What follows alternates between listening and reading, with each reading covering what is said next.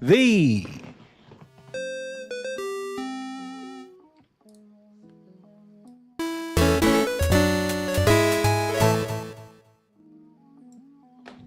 IndieTales Game Dev live stream. Hey, my name is Adam.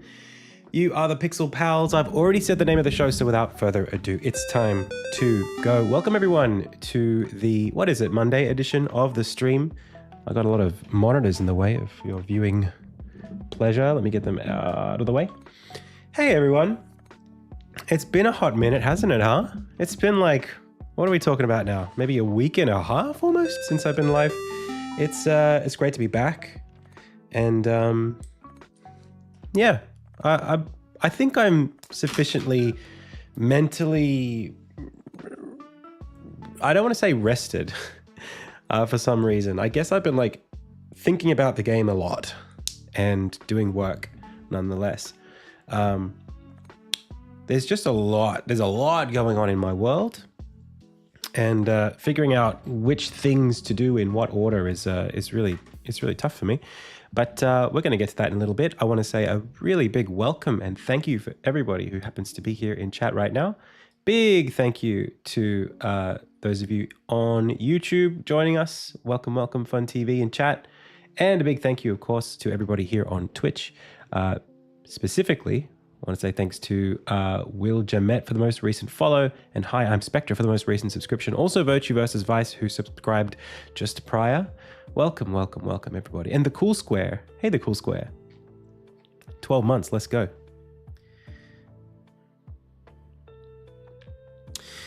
Fun TV says, just out of curiosity, in the frame tab under constant frame rate, frame properties, what duration milliseconds do you usually set for those smear frames? Do you use something like 33 ms or 50 ms? Which app are we talking about? In Sprite. So I don't usually use the frame tab to set up anything like that. I just double click on the frames and work them there. You're talking about constant frame rate. Yeah, right. So let me, I actually didn't know this existed until just now. I usually just click all of these. I like drag all these and set them to the frame property that I want. But the tab that you described is for all of them. I actually just keep it I've been keeping mine at 10 FPS since I installed Sprite. That's just what I use. So for me, 10 FPS is like, it's a good number. The animation is smooth enough. TV standard is 12. So if you're animating and you want it to look like it's on TV, a little bit faster would be good enough for that. But honestly, I haven't really noticed any much like of a loss. Sometimes in game, I'll run it a lot faster. I might animate something at 20 FPS just because it works better that way. It's not a hard rule, but I would start at 10 and see what you can get away with. I don't typically smear that much anymore either, because pixel art tends to be, I think it just tends to decay a little bit. The crispiness of the pixel art tends to get lost a little bit in the smear. Although for hit smears, I use them there. So like when a weapon is moving, that's fine, I'll smear that. But like body parts, I don't do much of it. A little bit. Depends on your art style, I think.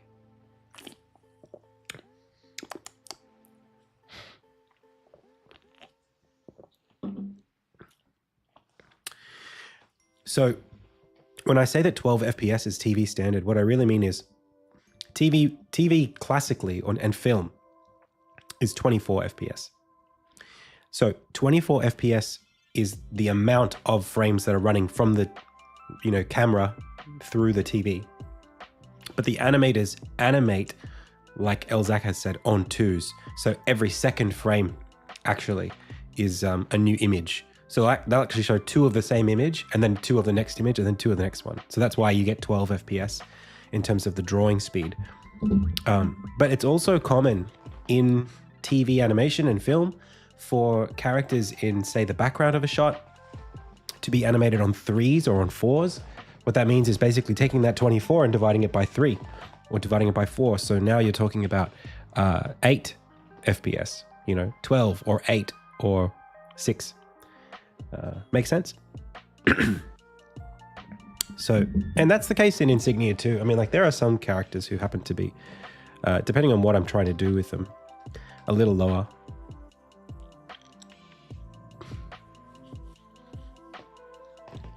Yeah, this is we're talking about like animating on twos is something that you see in like Spider-Verse, like in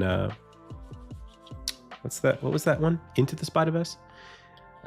So it's a thing that you see for sure, like the artistic, you know, kind of like customization of frame rate to convey something.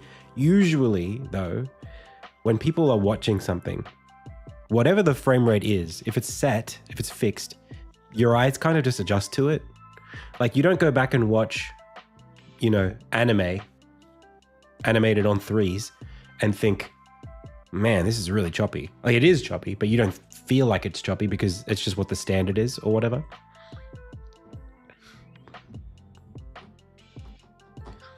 Yeah. So I think a lot of the time this question comes from a position of like insecurity of like, am I making a mistake if I set the frame rate too low? Or should I be setting it higher if I want it to feel smoother? Typically, I would say your skills as an animator can make something feel choppier or smoother depending on how well you handle the frames. So for me, I would prefer to start at a number that's reasonable for the amount of frames I want, you know, 10 FPS for what I'm doing, and then see what I can do. See if I can make that feel smooth or make that feel whatever. And if I get to the point where I actually cannot make it any smoother without adding frames, then I'll add a frame. That's how I usually go. And because it's digital, you can do that. You can play with it a little bit. So I am obviously here a little bit late today. And we've had these crashes plaguing our stream for the last couple of weeks. I think I might have fixed it. So this afternoon, I ran like the Windows memory diagnostic. In fact, I scheduled it like 2 weeks ago, and then I was out last week and it didn't run. And then this morning I turned on the computer and the memory diagnostic started running. I was like, oh yeah, I should do that. So I ran it, and it was like, I came back like an hour later and I booted into like the recovery menu for Windows, which is not a great sign. So I ran it again and it said there was a hardware error. I was like, okay, that doesn't sound good. Maybe I need new RAM, but my RAM's quite expensive. It's like $400 RAM. It's like 64 gigs of two 32 gig sticks. So I wanted to be, you know, I want to make sure it was wrong. It was faulty if I was going to trade it in or buy new sticks. So I got memtest, put it on a USB and ran that with the two sticks. It failed in like 2 minutes. It was like 10,000 memory errors. Your memory is not good. Fail. I was like, oh, that doesn't sound good. So I swapped, I pulled out one of the sticks and ran it on just one. And that lasted a bit longer, but still failed. Swapped them, ran that one. That one didn't fail until right at the very end of the test, like half an hour in. So I'm like, man, what is this? Like, surely it's not two hardware faults. That the odds of that happening is probably pretty low for a very expensive RAM like this. So the options then were like, either it's a very, very, very, very, very unlikely circumstance of two faulty RAM sticks, or it's my CPU, not CPU, my motherboard not being compatible with the RAM, or there's something that we did when we set up the BIOS that did something to it that's not supported very well. And lo and behold, I did some digging and found XMP. It's like extreme memory profile is a setting that we turned on at the beginning when I set up this computer. And apparently AMD chips just don't like XMP. So I turned it off, I reran the test, and I let it go like 20 minutes and it had 0 errors. I was like, this is good enough. So this is where we are. I didn't want to delay the stream any longer. So I turned XMP off, and that seemed to do the trick. That seemed to be it. Extreme memory profile, I think, is kind of an equivalent to overclocking RAM. That's basically what it is.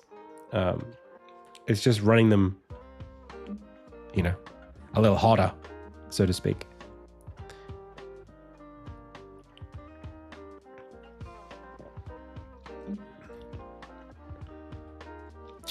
So I turned it off and it seems perfect. Unfortunate that we had to deal with all those errors for so long. But, it is what it is. Fake Coffee says, when people create games, how do they determine the price for it? Look, this question's not an easy one. There's not going to be a one-size-fits-all answer to that question. There's no graph where you plug your game in and you get out a price and that's fair. It really comes down to your understanding of the market at that time. And it's always changing.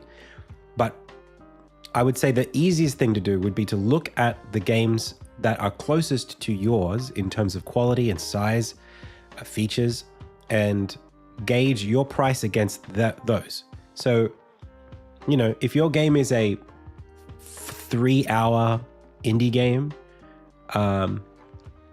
and you expect players to play through it just once, maybe you're looking at the $10 range, maybe less. Maybe it's free on itch.io.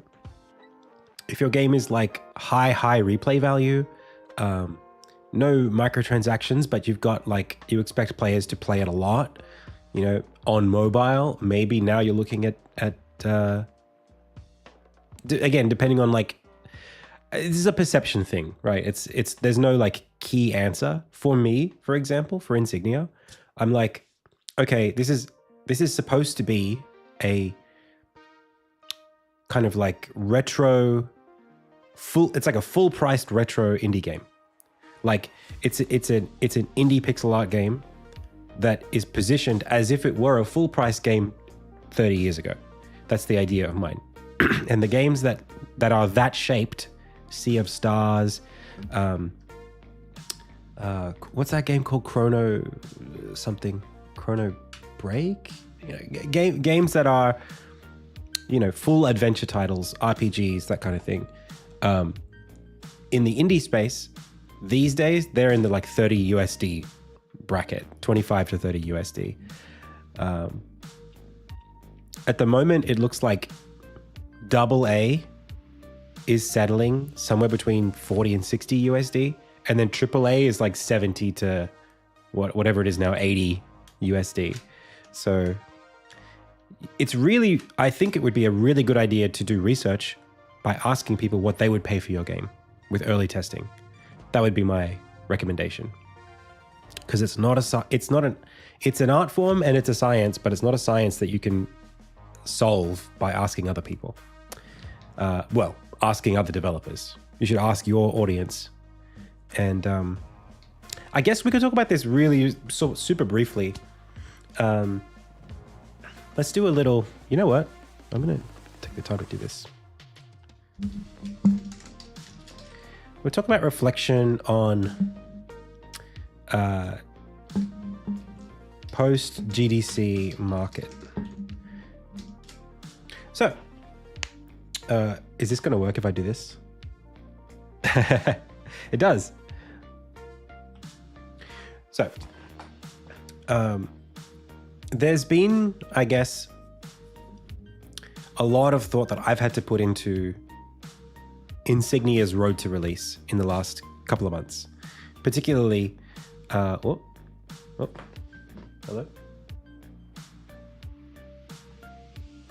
One sec.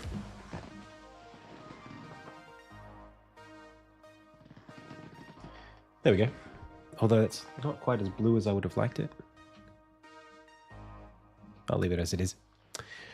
Yeah, look, post GDC, I've had a lot to think about in terms of what I want, and you should always be thinking about this if you're working on a big game. What is it that you are trying to get out of the roadmap that you have? What are your steps that you're taking, and what do you need to validate those steps? What's the forward trajectory looking like? And to answer those questions, you have to be really thinking about the practicalities of the market that you're in. Like, what are the actual, real facts, as best as you can understand them, about the market that you're in, and how much are you prepared or capable of fitting what you're working on to fit, to be plastic to those constraints. And I've kind of always known this with Insignia. Like, it's always been a hunch, but I'm feeling it now, literally. As we go from, this unannounced thing, it's still semi-unannounced, no trailer yet, but like from this like personal project into a game that is hopefully going to get funded and released. There's this question of like, at some point, the game is really just a piece of software that people, or a piece of media that people will engage with on the basis that I ask them to. And depending on how attractive that proposition is, they will either play it more or play it less, or they'll tell their friends or they won't tell their friends. And that's going to dictate the success of the project. And I think it's very, very, very reasonable to decide to yourself in advance of your project being finished, that you only want the audience that already likes what you're making. Like, making a game for yourself is basically deciding that. Like, I want to make what I want to make, and if it resonates with people, great. And if it doesn't, that's too bad, but that's what I'm making. On the flip side, there's what I'm sort of more in the interest of, which is like, how do I have both? How do I make what I'm making as attractive to as many people as possible without sacrificing creatively what I'm trying to do? And some of that stuff is really tough in specific market conditions. So I've been doing an interview responding to some questions over email that is basically a post-GDC dev catch-up of the developers who got the grant to travel.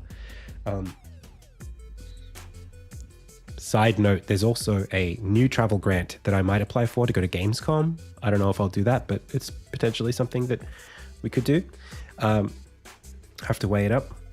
So coming back from GDC, I'm getting asked some interview questions about, what are my takeaways from GDC, from the market? What do I think about my current trajectory now that I've been to GDC?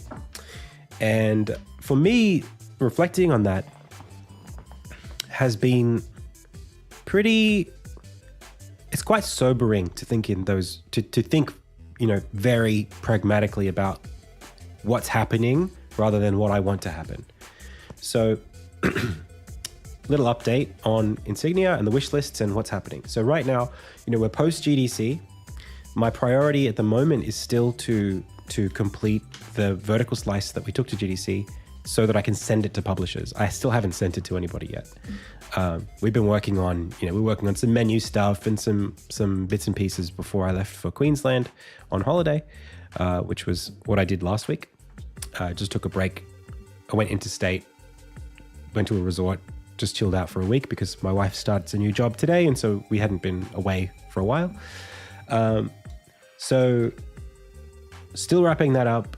I definitely need to deliver that demo for the purpose of getting the acquittal back on the grants that I was awarded last year. So like 20-something% of those grant funds I'm out of pocket on, and I get that money back if I submit.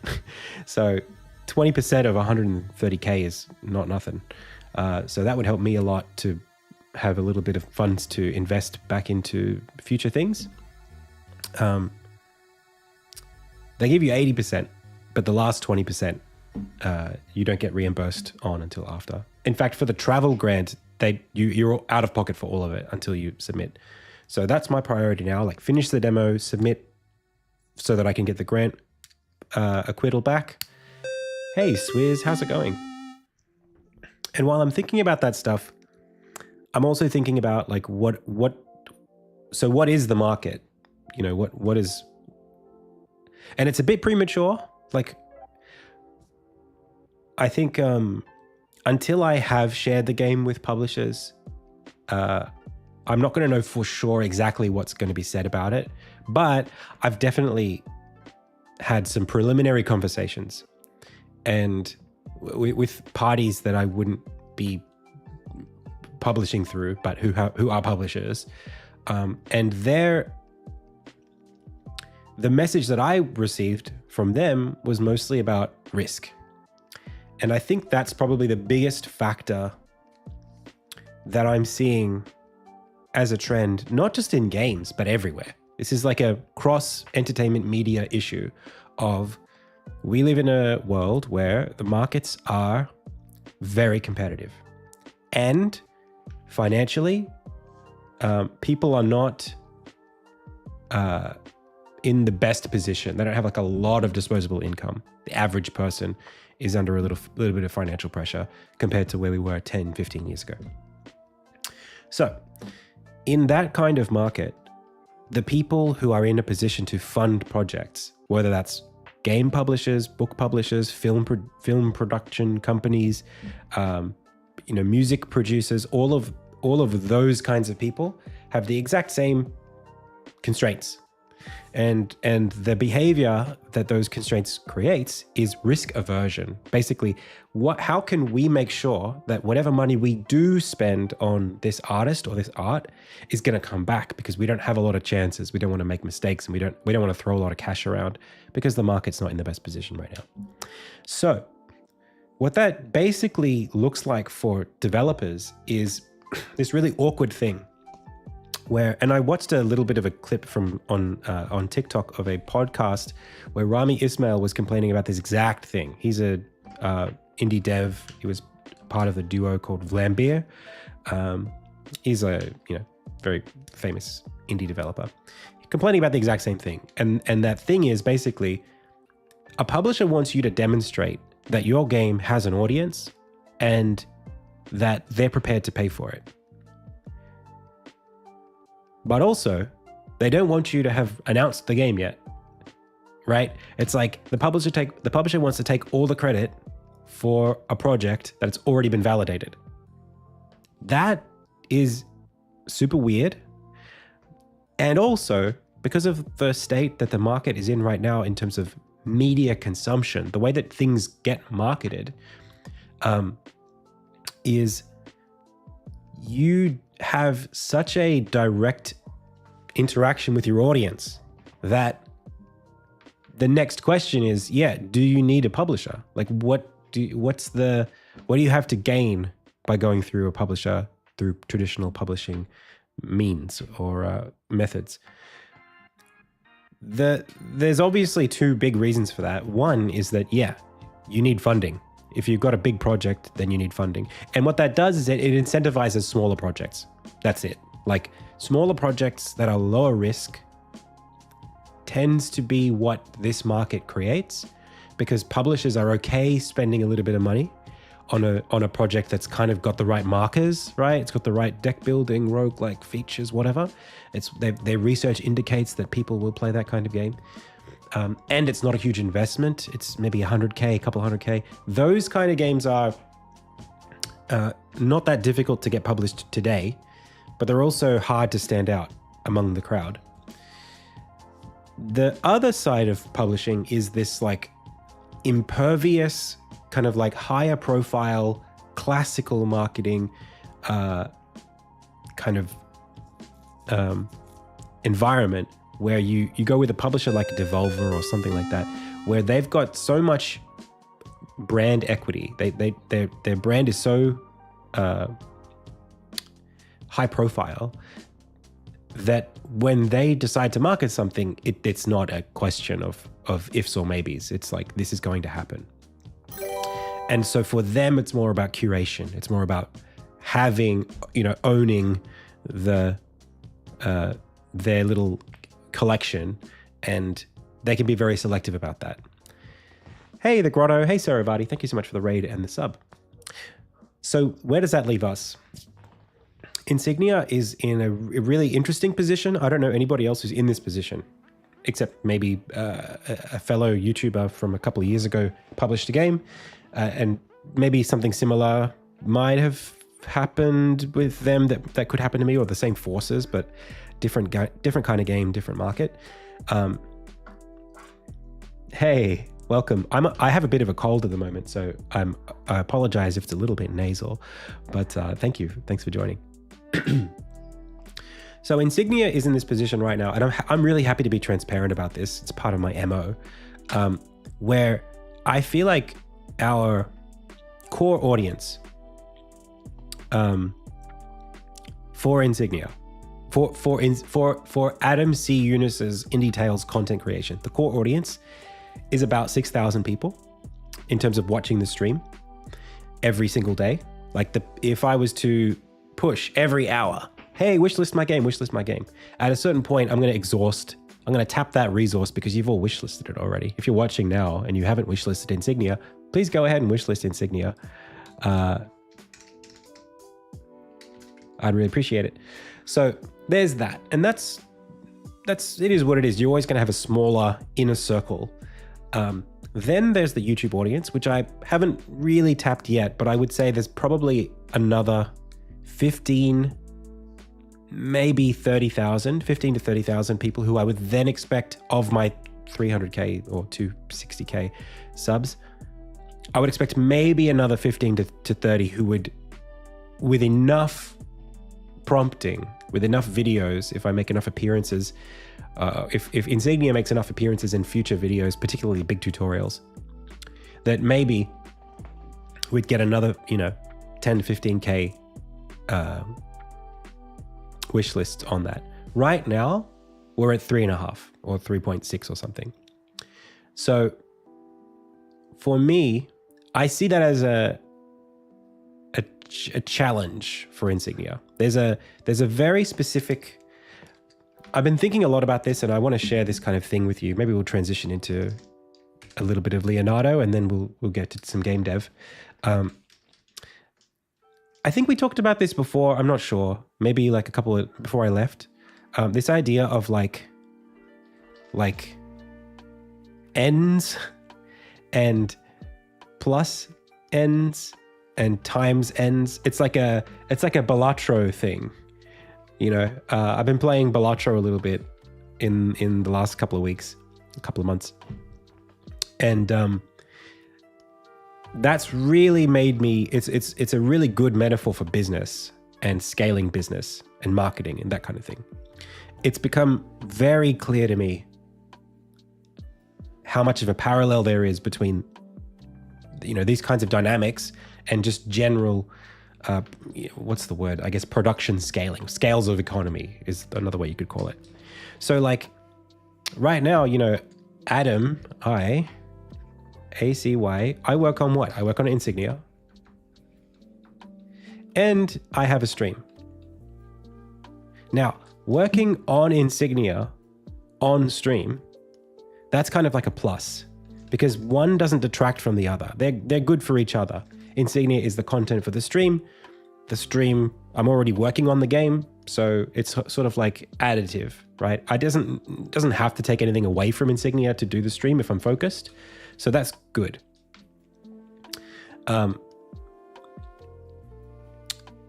So then the next thing I do is I have the YouTube channel, and the YouTube channel is definitely a plus as well, right? Or it's sort of like it's like just like another N sometimes, because typically the YouTube content, it's not Insignia content. It's not just the stream, and it's not just me working on the game. I have to put extra time into creating the YouTube content, right? So in my week, these things don't add to each other. Sometimes working on Insignia inspires a YouTube video, which is good. But in terms of like the man hours, the resources put into working on YouTube, it's not directly making the game come out any faster. So they're really sort of like two channels almost. And you could say, in terms of marketing for the game, they are additive. Sure, the audience on YouTube comes to the stream audience finds out about Insignia. It creates access for things like our alpha test, which I want to boot back up very soon. It all is additive, but in terms of time invested, it's not multiplicative.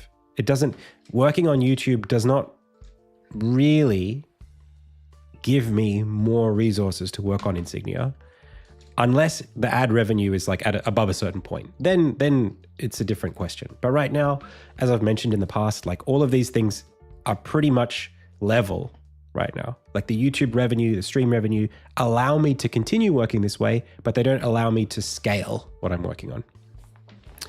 And so that's about revenue, but we're not talking about that. We're talking about marketing. And I think where we're at now with the Steam wishlist is my YouTube videos are a really good model for this whole conversation. So the videos themselves. Sometimes I have videos that do this. And sometimes I have videos that do this. And I can characterize the exact difference between the two. So videos that do this tend to be one-off. They tend to be time kind of like limited, or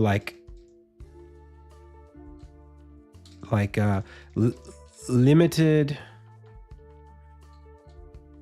relevance by time. So like a video that's like a vlog about what I did this week it will have a curve like this, because as the time from when it came out extends, it's going to become less relevant, because what I did in 2017 is not relevant today. You're not interested in seeing what I did in 2017. Okay? So these videos tend to be like update videos. These videos are much more aligned with things like tutorials.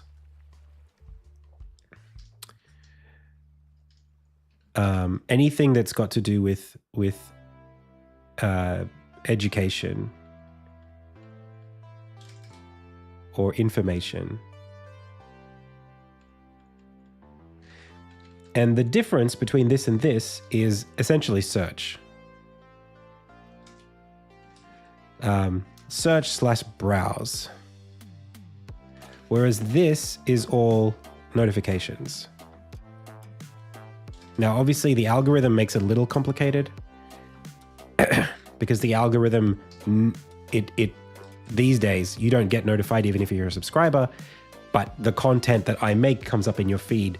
So the way that it tends to work is basically that the simpler heuristic is, if you are already interested in the topic and you might be interested in the topic in the future, then it's going to sort of remain evergreen, and it might even grow as over time, because as more people discover the video through their searching or browsing, more people will watch it, right? It'll be recommended to more people over time.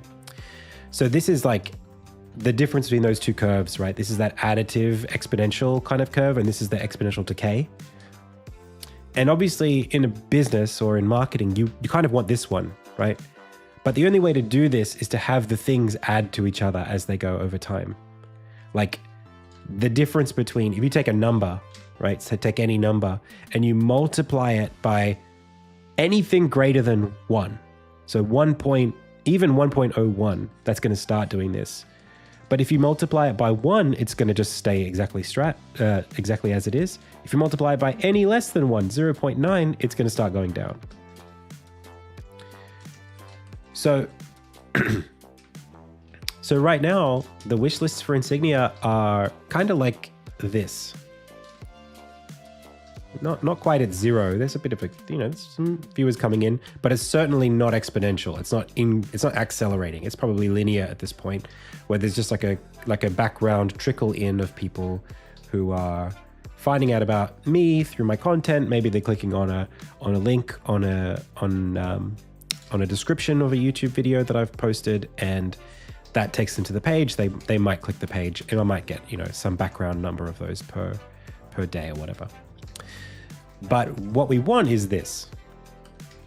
So we're at about 3.6 right now, and we want this number going up. And what that does is it places a challenge on me, because Adam right now is I'm one guy. That's who I am. I'm Mr. One Guy, and one guy only has 24 hours, or whatever, 16 hours or whatever it is a day. Probably more like 12 potential working hours a day, usually more like 8 or less. So somewhere between 8 and 12 hours a day do I have to spend on this kind of stuff, maybe like 50 or 60 hours a week, realistically. And the question is, okay, how do you make of the time you have, do you have an opportunity to add another thing? Should you just double down on the one thing and cut stuff away? These are your joker hands, in Balatro. It's like, what do I do to make this get bigger faster with the resources I have? Do I substitute something out? Do I add something? Do I find a better synergy? That's the question. So I'm definitely not going to stop working on Insignia. Can't work on it any less. In fact, I'd like to work on it more per day. Probably, well, we've already cut down 1 day of the week on streaming. We used to be 5 days a week. We're now on 4 days a week. And I've diverted that day mostly for scripting YouTube and working on Insignia. So there used to be, this is 5 days a week. This is 5 days a week. This was 1 or 2 days a week. I've taken one of these and I've taken it away to divert more energy into these two. This has got a little bit of a half there. It's got a little bit of a half. These are, I guess you could call these like half days or whatever you want to call it. So there still remains a question of like, is making that change going to make this qualitatively change? Definitely no. I mean, maybe if I post a video a week on YouTube for the next 6 weeks and the videos do well, maybe we see a big uptick in wish lists because the game is featured in more videos and blah, blah, blah. That's possible. No, these are 12 half days. These are like, hang on. This is, how do I put this? Each of these is like a 4-hour period. Let's just call it that. So I work 6 days a week. Is there a wish list magic number that you have to hit before you can say you don't need a publisher anymore? And also like this, sorry, this overlaps with this. So these 4 and these 4 are kind of like the same, they're really the same time, but maybe my attention is split 50-50. It's hard to talk about because these overlap, right? Anyway,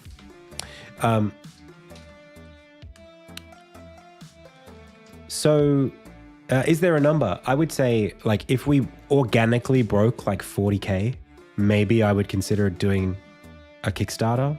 Even if we broke 20K organically before July, I would consider doing a Kickstarter.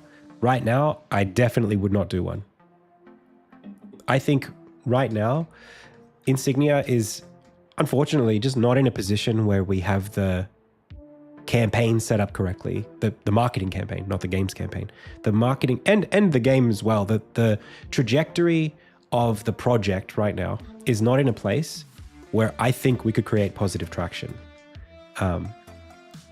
Not to say that the game isn't good enough to deserve it, but my content engine, the business of Adam C. Yunus and IndieTales right now is not able to churn fast enough to keep that engine ticking over and building speed. So lots of fuel, but we don't have a good engine to use the fuel very much.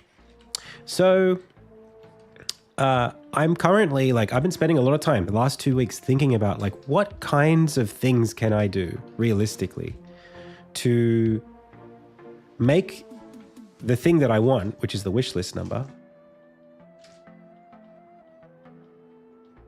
That's the thing we care about. What do I have to do to make this number go up? Now that does not, and there's a couple of other questions that align with this. So this is one goal. Another goal could be, how do I just make Insignia get closer to completion? Funded.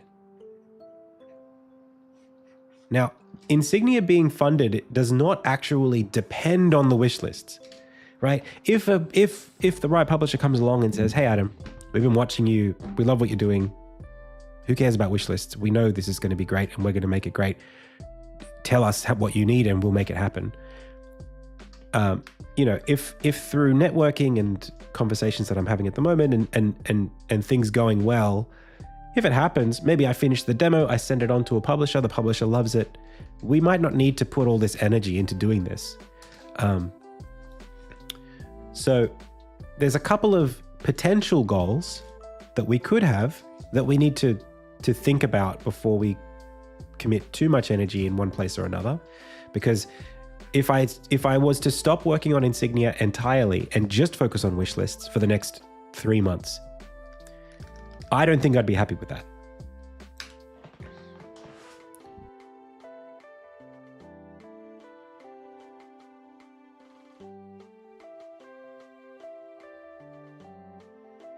I mean, like, that's a big call, right? To just stop working on the game for a bit.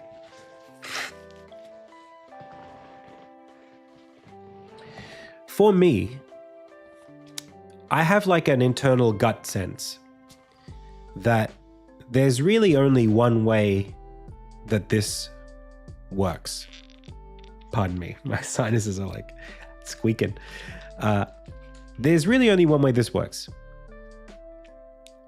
And it's to, as best as possible, make Insignia, the project, and the media around the project, the IP, all of that, make that organically do this. It has to organically do that in a way that's easy.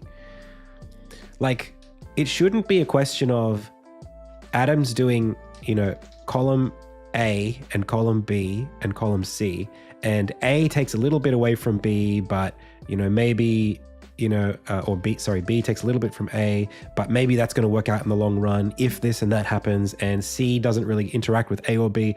That's not really, I can't afford for there to be friction in the engine.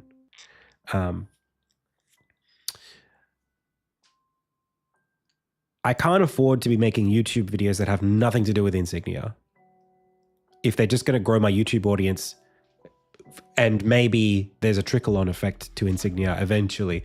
Can't really afford to do much of that, unless not making videos that people want. Unless there's like a literal separation in the Venn diagram where like certain videos need to be made in order to keep the subscribers from not unsubscribing or something. I need to make sure that everything is pushing everything else up. That would be the best way to do it. You can't have 3 different strategies, right? That would be hedging, right? If we're talking about Balatro, having the poor man while also having the 3 of a kind, Joker, while also having the card that turns all of the suits into the same suit. Those are 3 different things.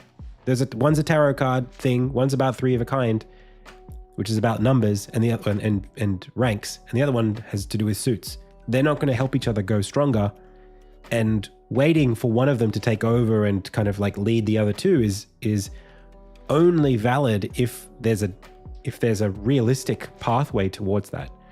So, forgive the analogy, but I need to make sure that what I'm doing is additive, particularly because I'm one person and I don't have additive or multiplicative, because I'm one person. So I've been around this for a long time, right? We're in the 8th year of Insignia. We're past 8 years. I really want this thing to come out. And hey, Abacaneza, thank you.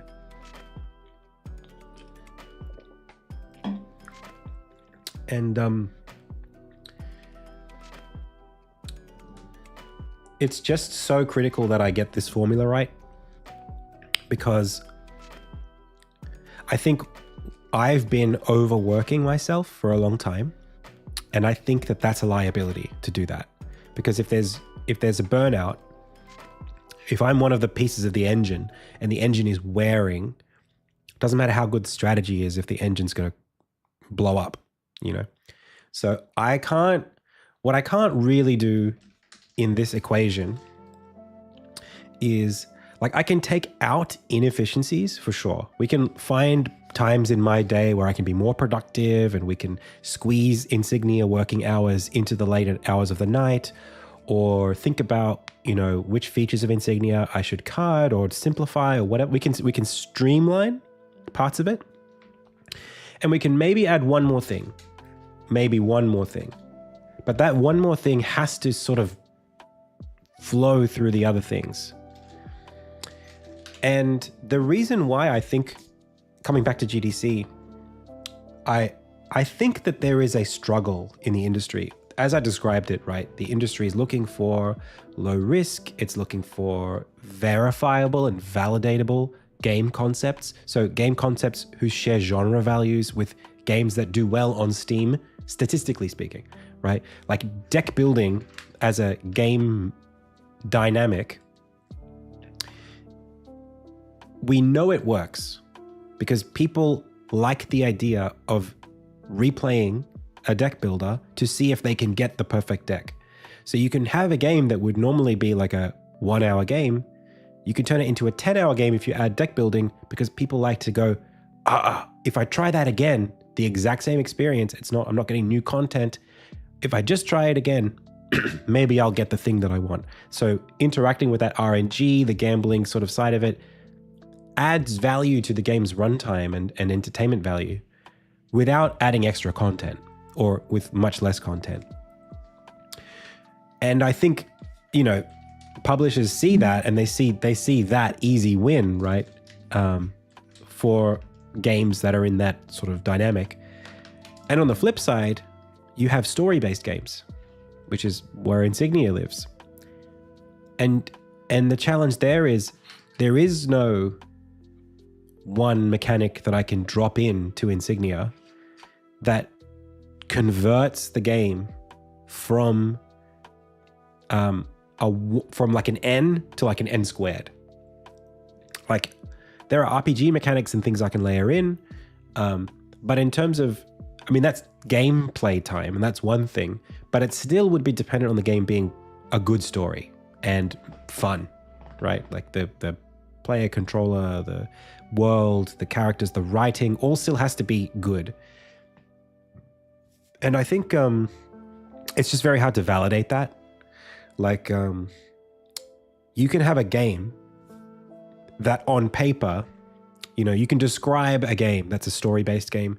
Fantasy kingdom, dragons, there are houses of, people who have been living in this world, and each of them has some special trait, blah, blah, blah. You can describe something that's cool,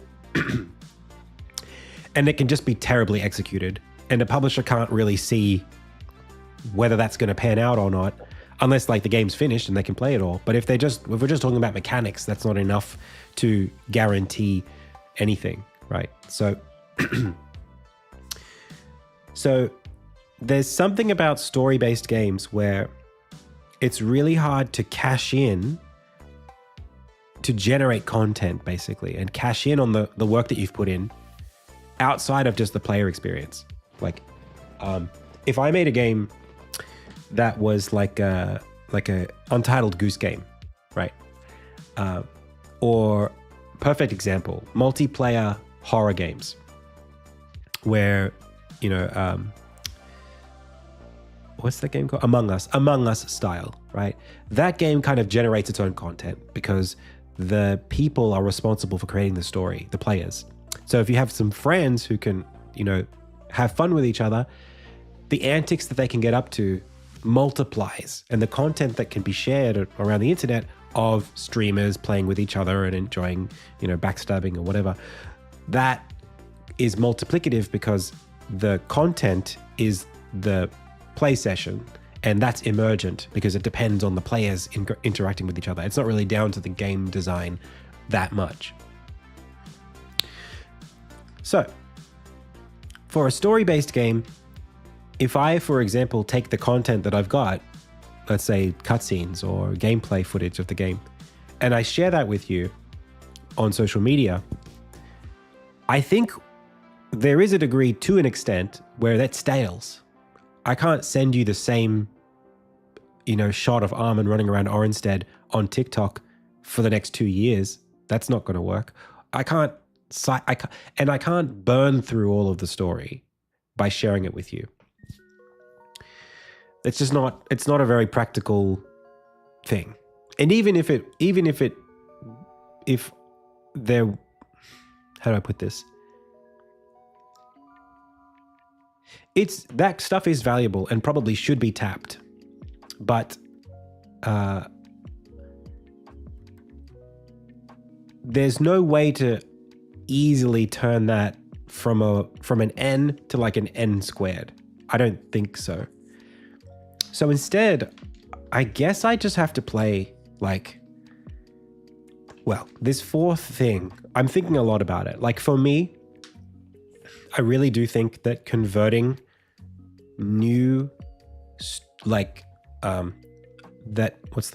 finding the audience for Insignia, and this isn't like YouTube viewers who happen to be interested in what I'm working on because they like me. Hey, Garbage, thank you so much for the sub. This is like brand new eyeballs, people who have never heard of me, never seen the game, who see something about it and go, I want to wishlist that. No matter what, I think I need to find that thing that I can propagate, make lots of, and have people share it or enjoy it or be invested in it. I've been thinking a little bit about this. Just yesterday, I had an idea, and it doesn't smell right yet. It's not right yet, but it's not wrong. So I was hoping I could workshop it with you a little bit, and just get your feedback on what you think about this idea.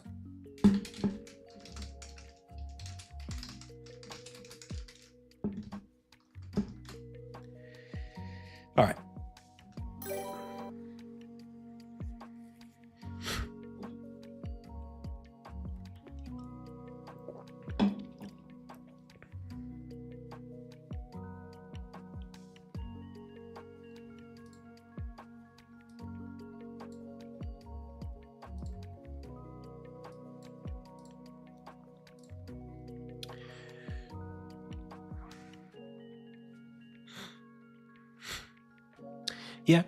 Yeah, for sure.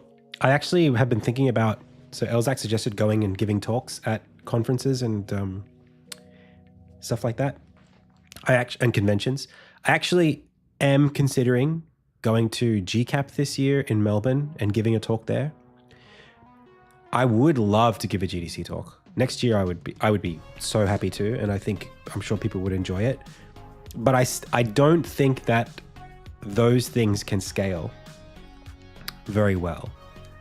I think like a YouTube video could be good, but I've got lots of YouTube videos and some of them have a lot of views, probably more than you would expect from a GDC talk, and I don't think that they scale yet. And if it wasn't a specifically Insignia branded thing, like it's still good to do, I would probably still do it just because I like to do this stuff. But in terms of like this task, I think there's something else that I need to do that's just about Insignia, that puts it right in the front. It's not about Adam C. Yunus talking about himself or about his journey, or it's literally just Insignia as a product. Getting people excited about that. So here's an idea. I don't know if it's a good idea. I'm happy. I would love your feedback on this.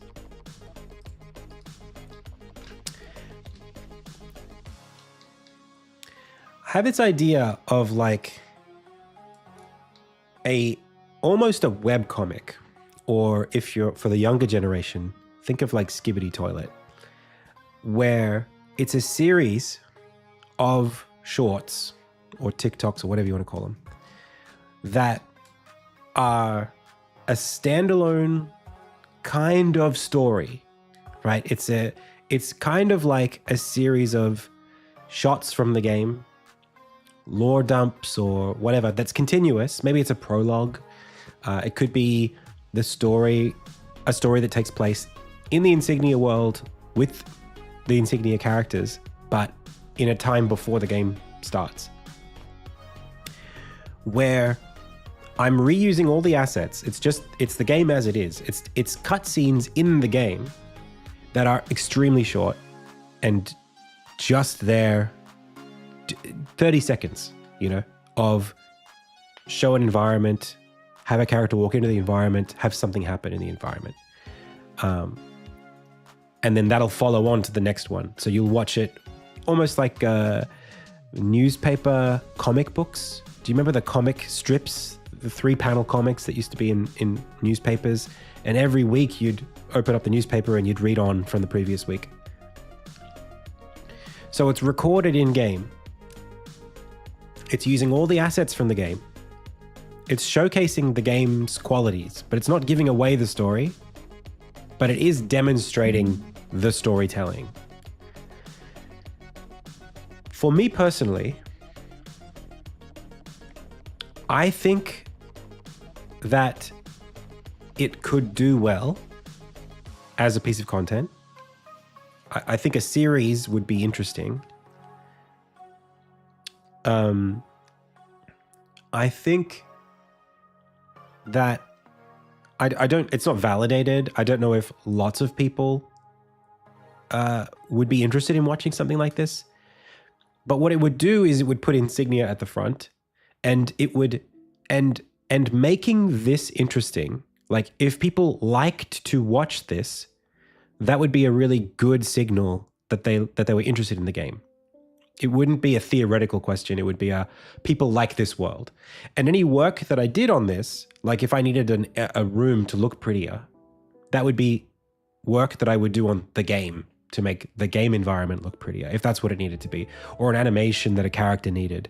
It's like, oh, I can reuse this animation that this character has, or maybe this animation is not expressive enough because people aren't really reacting the way that I want them to, or I want to express this storytelling a certain way. Armin doesn't have a look of shock yet, and I need one because the TikTok's not going to be very good if he can't look shocked or whatever. So it's like, it's from inside of Insignia. It depends on me working on Insignia to create it. It doesn't eat into the game's interest. In fact, it adds to the game's interest if it's right. The only thing about it that I don't love is that it requires work that is not Insignia, if that makes sense. Like the story and the storytelling, so like the writing and the cutscene direction, and obviously the recording of it and uploading it to TikTok or YouTube Shorts, would not be me working on the game at that point. It would be an additional piece of work to do those things: the writing, the editing, the shooting, the uploading.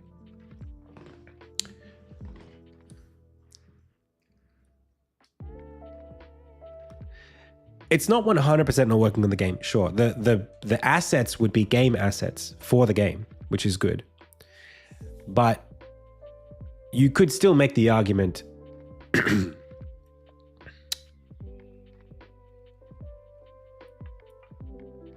you could still make the argument that, like, well, what if you just worked on the game cutscenes? Wouldn't the game be out faster if you did that?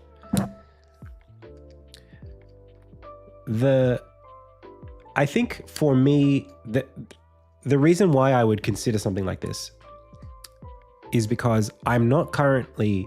I've always had this friction when it comes to short form media, where even on posts on, like, my family is like, you should have an Instagram. Everyone's like, you should be doing that, Adam. You should be posting on Instagram and TikTok and Shorts. And I know that that's something that I should be doing, but I don't actually have a content stream that I could upload to those places. And I also don't... There's a slight thing that I'm feeling in my life in general, where I actually don't know if I want to be more of a public figure than I am right now. Like, the alternative would be, why don't you make TikToks, Adam, where it's just the camera and you're just talking to the camera for 2 minutes or whatever about something. and I'd give hot takes about in industry drama or streamer drama or whatever. Like that could generate eyeballs, you know, there could be something where I raise my profile that way. But like, I don't actually want to do that, even if it would be time efficient to do so.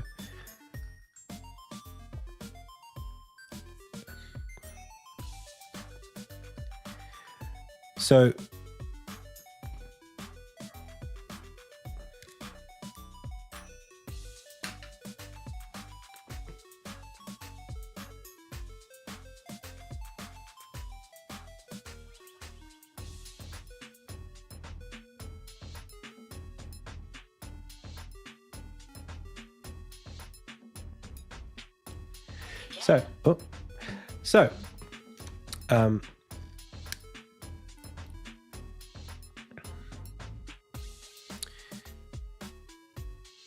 yeah, for me, this is really just going to all come down to, and let me just say something.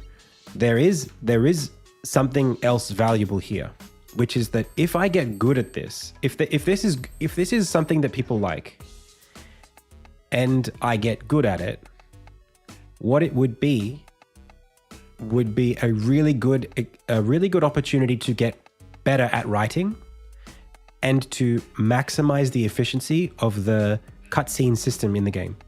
Like if I become very, very good at making short story content and editing it, recording it, whatever, particularly writing it and directing it in the game, that does directly contribute to the velocity that we'll have on Insignia when I am working on it. So like, I really need a quicker way to do camera shots or whatever. Like we've already got a pretty robust system for cutscenes, but if there's a way that's like, even if there are any gains to be made on the content creation side of the game, not content creation outside, content creation inside, we would see them through doing this. Maybe I'd find better ways of writing more efficiently, or whatever. There'd be different kinds of gains, whether it's understanding player attention span better, and again, not a perfect analogy because games are different from TikTok, but still, building intrigue and learning to reuse animations a bit better, more efficiently, figuring out where we would need new animations versus reusing. Even there's efficiency to be gained there of like, how do you maximize the reuse of those assets? There's as a project, I mean, Swizz, we were talking at the beginning of the year, it might have been the beginning of last year, we were talking about lore dumps for Patreon patrons. This is not that different.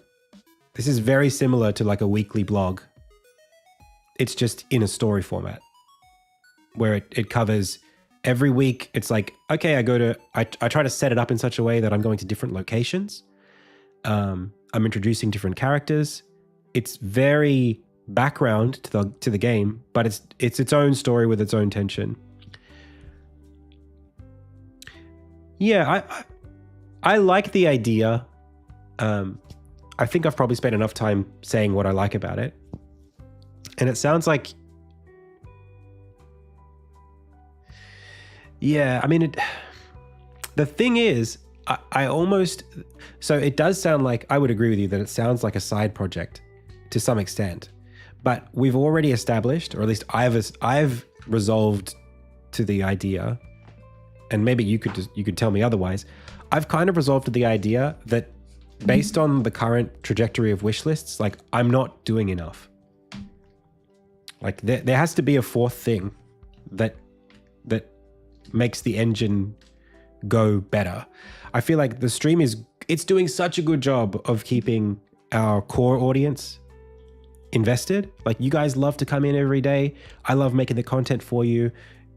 You're my evangelists, right? That's great. You're my choir. My clergy. The YouTube thing's great as well. It was so great to go to GDC and have the respect of strangers because they had seen my content, and it's given me a lot of contacts. YouTube's great. But neither of these things are doing the job of marketing Insignia via social media right now. Not the way that the way that I think it would need to.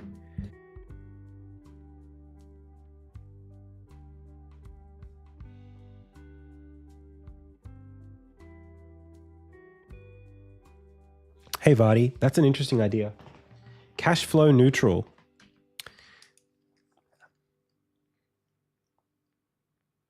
Yeah, I think I agree. I think I agree that. Hey, Cabin. How's it going? Yeah, like the water tower stream would not have happened if it wasn't for Twitch and YouTube. I would never have had that opportunity.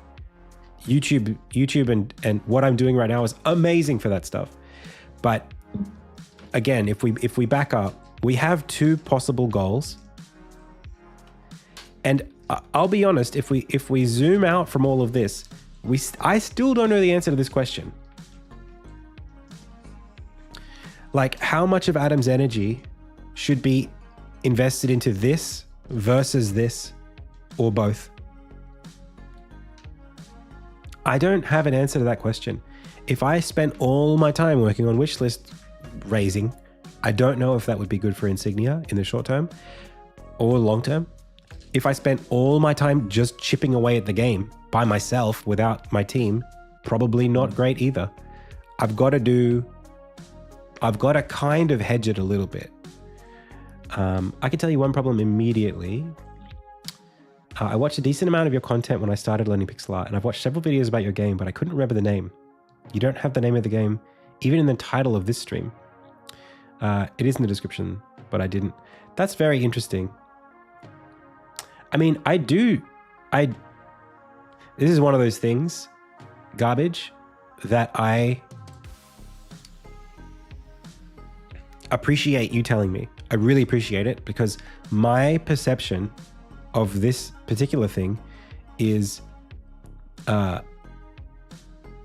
feel like I say Insignia all the time. I feel like it's like a constant thing in my life where I'm constantly explaining the name of my game. But I'm me. So obviously I'm saying it all the time. That doesn't mean that I'm putting it out into the world. My perception on this is probably very biased. And maybe I should be more. Well, I think there's, if I could be a bit meta and a bit personal for a second. So there's something that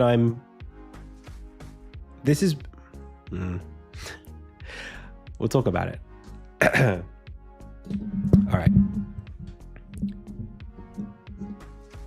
For a long time, like, I'm talking today as Adam, the guy with the, X amount of followers and who makes this content and is making this game. The game looks great, blah, blah, blah, blah, blah. I haven't always been that guy. For a long time, I was just a guy who wanted to make games, still am, and building my brand,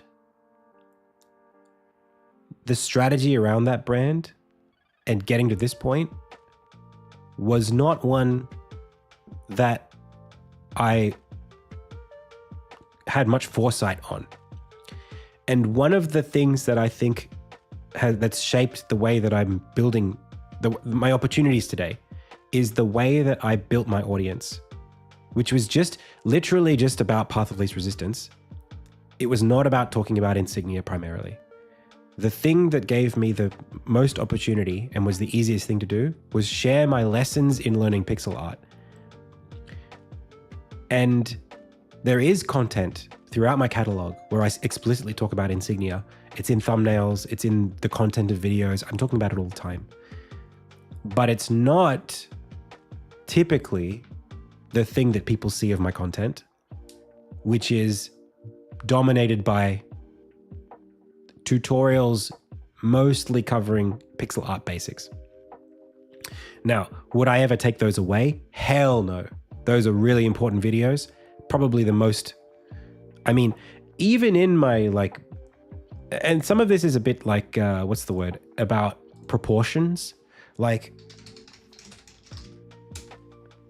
even my most popular video in my entire catalog, this the guide to Aseprite, if we just go by popularity, is covered with insignia art in it. Like, this is just a bunch of screenshots of insignia. Maybe, I don't know if I mention it a lot, but like, that's Armin, right? Now, at the time when I recorded this video, of course, hindsight is 2020. When I recorded the video, I didn't know how many people would see it. I didn't know this would be a 1.2 million view video. So I don't know if I mentioned insignia enough in the video.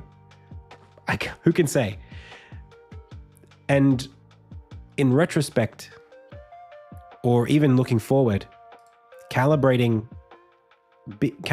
that output in such a way that I'm doing a good job of balancing those two things.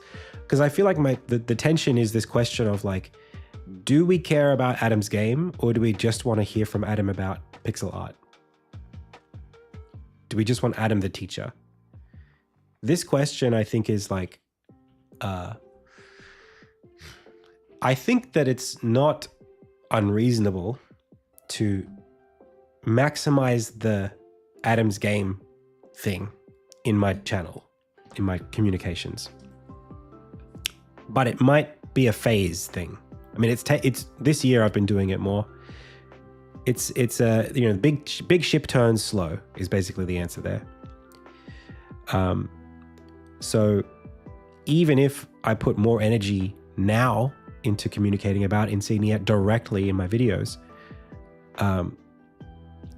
if I do it too aggressively, too quickly, I'm definitely going to get backlash. I am getting backlash currently by streaming on YouTube. A lot of unsubscriptions. But when I get subscriptions from YouTube, from the streaming, those are people who care about the game. So there's like a filtering process that the audience is going through, where like I'm trying to concentrate it around the game, but I also just want to maximize the reach that I have too. So really difficult stuff. Like, this is not, I don't wish this upon my worst enemy, this challenge that I'm in. But to return back to the other question, Swizz said, I'd much rather Adam focused on increasing revenue streams in order to outsource this and outsource the team working on Insignia. I'd be concerned this would take away too much time from the game development. As we are, if Adam can increase funding, then we're looking at 2 years to Insignia release. I feel like this adds an unknown variable of Insignia plus time. So I would say, in order to do this experiment, I would have to put in, on a weekly basis, no more than an hour and a half. This would have to be something that I did in addition to my current workload that did not take even 1 minute from my current schedule. That's the first thing. I've only got one YouTube channel, sorry. Yeah, well, this is the thing. Oh, going back to me personally. So the thing is, like, through all of this process, like, I am an extremely sensitive person. And maybe being a content creator has like made that actually much worse, or much more the case than it used to be. But doing this way has taken so much from me. Like, it's been agonizing to build a career this way, because I've lost so much confidence trying to chase what's working and trying to divine what's working with very few data points. And it's really unfortunate that I decided to go down this path with a story-based game, because there would have been dozens of other game projects that I could have picked that would have been so much easier to get validation on. But I can't begrudge the journey that I'm on and the game that I'm making, because ultimately Insignia is what makes me happy right now. It's what I want to be doing with my life, and I want to finish it. So I'm not really in a position where, I mean, there's lots of would have, could have, should have things we could talk about in terms of like, what would have been the best way to approach this or the best use of my time. But at the end of the day, all I can do today is look at myself and say, what is Adam capable of right now? What can I expect Adam to be capable of in the future? And what opportunities do I have to express that capability that would be successful? And if I can find even one pathway, the one in the 14 million or whatever, where yes, this will work, I'll take it. But until that time, because I don't know which pathways work and which pathways don't work, all I can really do is act as if I can have everything and work to have some kind of, I mean, this is what I'm inclined to do, maybe not what I should be doing, but what I'm inclined to do is think, if I could go down every path, what would the things be that I would do down each of them?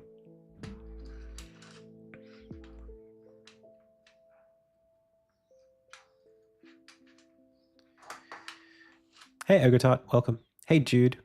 Hey, Wayne Grimson. So this is like a huge, I mean, emotionally for me, it's torture. It's just the worst thing in the world. I really don't wish it on anybody. And it affects my mental state. It affects my relationships. It affects my motivation to work, to not have certainty about whether the steps that I'm taking are good steps.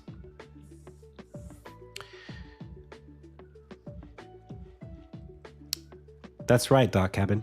This is the Balatro thing, right? Yeah, like when you're playing Balatro, right, and you're on a run, and the run is going just okay. There is the question of just playing better hands, but then there's the question of, okay, but how high realistically can this deck go? Like, are you stacking the deck fast enough for this to get easier over time, or is it going to get harder over time, or even impossible as the antes go up? Like, it doesn't, at a certain point, if you have a bad deck, it doesn't matter how good your steps are, how good your hands are. What matters is that the deck is getting stacked. And some decks stack themselves, right? Sometimes you're playing Balatro and it's like, oh, I can throw away opportunities here, and I'm still going to have more opportunities next ante because my deck is just amazingly set up. It's just going to make itself go. And Insignia is not one of those decks, but there's something valuable there, and I need to maximize that value. That's what I think.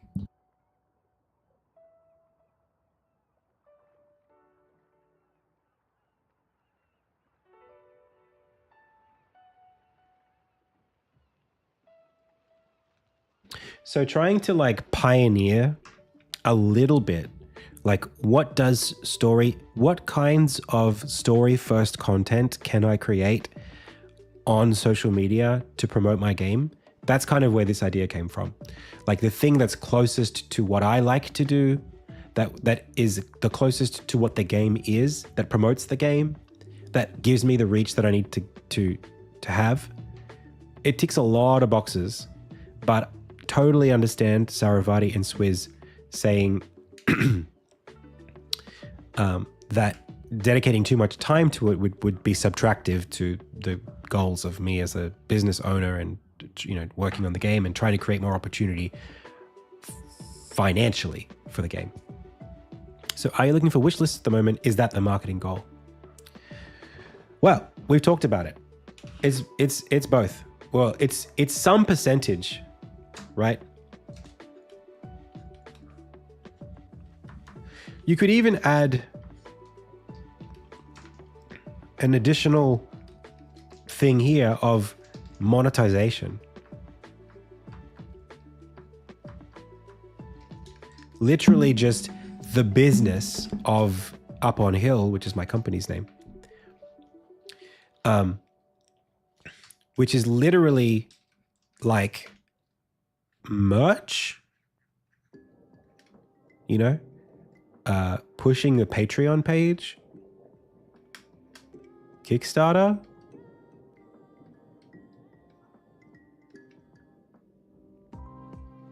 like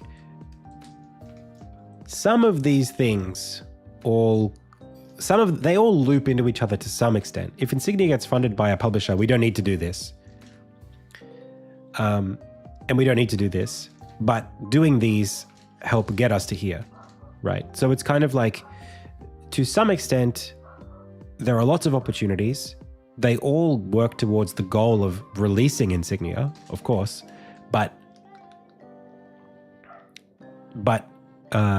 and yes, there are some low risk, low input endeavors that could be high reward that we could do. And then there are some higher risk moves we could make that allow us to make fewer steps in general. Like here it is, like a year ago, I had an angel investor opportunity come up, and we were basically at a point where we could just have $1.2 million in the bank account for Insignia's development. That was an opportunity.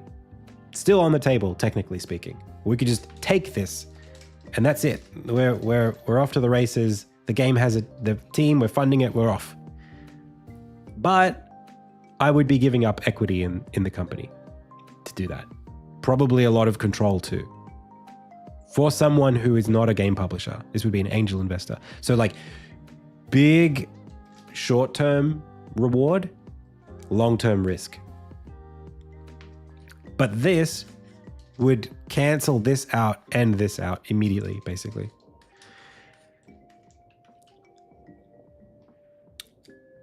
But I'm not really inclined to make this kind of big deal or whatever.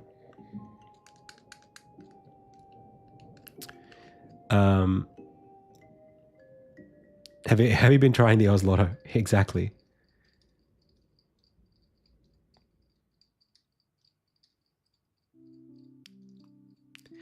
Hey, short. Yeah, the challenge, the reason why, so like coming back to the question of like, what if we just work on the game?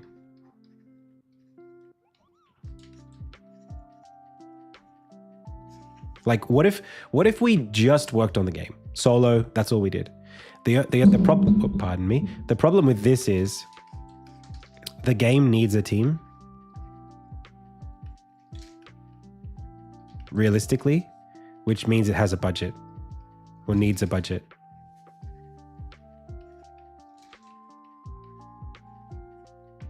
And also, if I'm one person, 1x does not scale. In order for this, and also, I need revenue.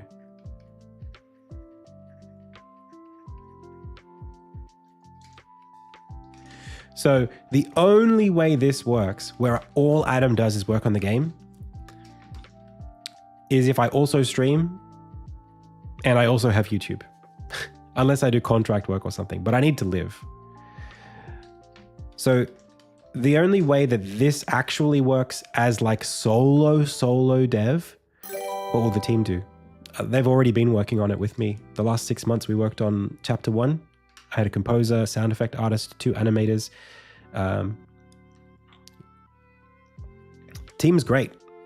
I was the director. They were producing work for the game, assets, content. It was an amazing 6 months. So production goes faster with the team. That's reality. The only option that we have here, if we wanted to pursue Adam just works on the game, the only way I see it working is if we decrease scope.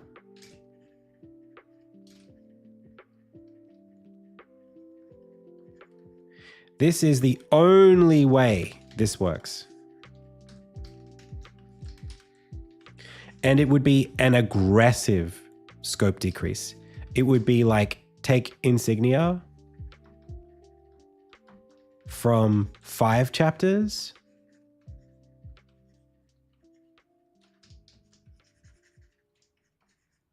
maybe down to 3. And it would be maybe functionally change the art style to be more streamlined than it already is. Like simplify even more. Definitely change the amount of, I'd have to rewrite the story to be shorter. I'd have to cut down a lot of the side plot, and I'd have to cut down probably mechanics as well. I'd have to really, well, they all exist now, but it'd have to be, it would probably also have to be episodic release. That's the only way we do it solo. Is three releases, 3 chapters. That's the only way I could do it.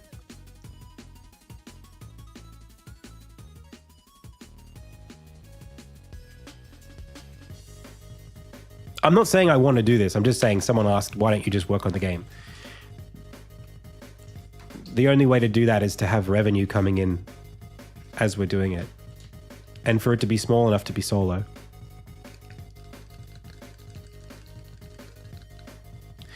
I don't know. Let me be clear. I've never planned for this. I've never wanted the game to be this small. I've never been interested in it. If that's the only option I have, I think it's possible we could do something good with it. But my projections for this in terms of like revenue,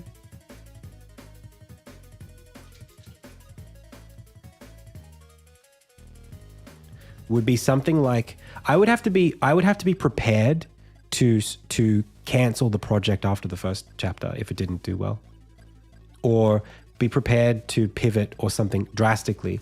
If like episode 1 came out and it made like 10K sales at like $10 or something, and I got 2/3 of that because of Steam, or 70% of that, and I get 70K, and that's after 8 years of working on the project. That's what I get for chapter 1, and I can only really expect that to get at most tripled. So after everything is done, I get 210K. That for the whole of Insignia would be really tepid. That would not be my preference. And I feel like, sounds great, right? But it's not really, for where the game is at. I really think that it has the potential to be a much bigger game. So 10K would need to become 30 or 40 or 50K sales per release. I don't think that I personally have the marketing reach to generate 50K sales. At 50K though, now we're at like 1 million in revenue over like 3 years or something. That's actually not bad. It's not bad. But I've never considered doing this. It's a very interesting prospect. I mean, I was solo on the game 2 years ago, or a year and a half ago. I could be solo again, but man, it's just so hard to do that. And if I'm being super honest with you, I struggle with scope. I struggle with it. Shrinking the scope would be,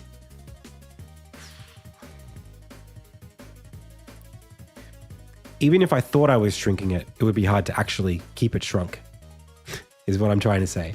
It would be, I would have to shrink the production values, like I mentioned, because without shrinking the production values, if I,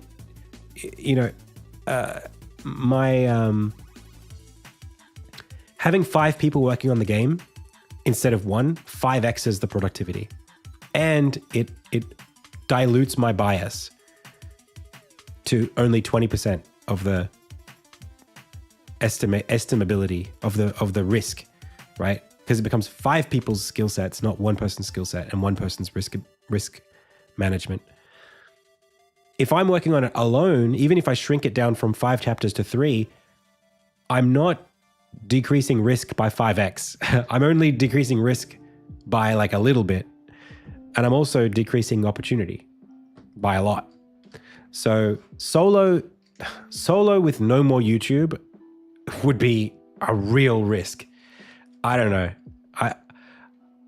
It would be, and I still would need to do this. I would still need to bring this up.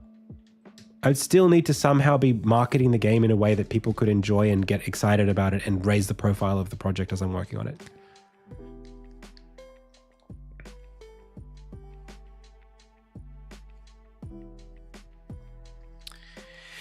Well, let's talk about that, Swizz. It's a really good, these are great conversation. And I'm glad that we're having it because I talk about all this stuff in my head for weeks. And it's hard to put it on the table in like a very pragmatic way. So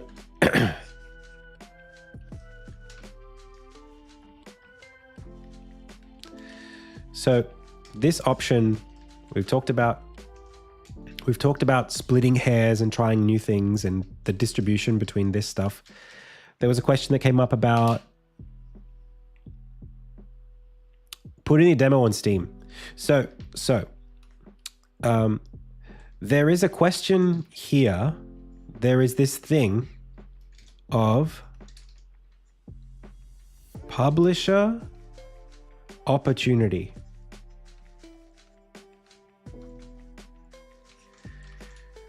This is it all. This basically comes down to one question. It's a separate. We haven't really mentioned it much.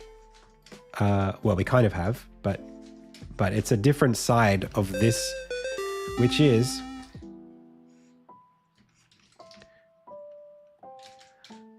there are some options. Hey, Interfeci, thank you so much for Interfacial. Thank you for the sub. Thank you.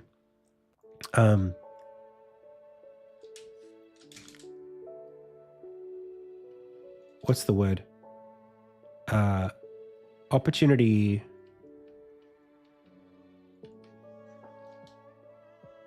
Pathways. So like there's a thing here where it's this thing that I'm constantly facing, and I'm hearing people say it, and I'm getting the signal over and over again from different places. So it's definitely the case that there's a split happening depending on there's a decision that I am almost being forced to make, and the decision is essentially a fork in the road. And you just can't, you can try to avoid making this decision, and that minimizes risk. But the decision, hey Pixel21, thanks for the sub. But it's much easier to proceed if you cut off one of the options. But you also limit your options by doing that. The problem is the following. Some of the moves that I would make to minimize risk for me now are moves that publishers might consider deal breakers if I make those moves now.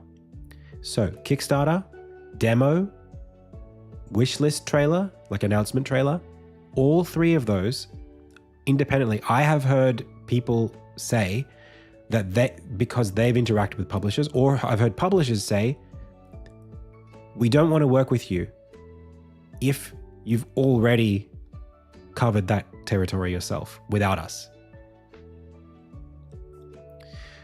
Like, we want to announce your game. We want to be the publisher. If you've already done that, we can't use that as a milestone for us. I've heard that multiple times.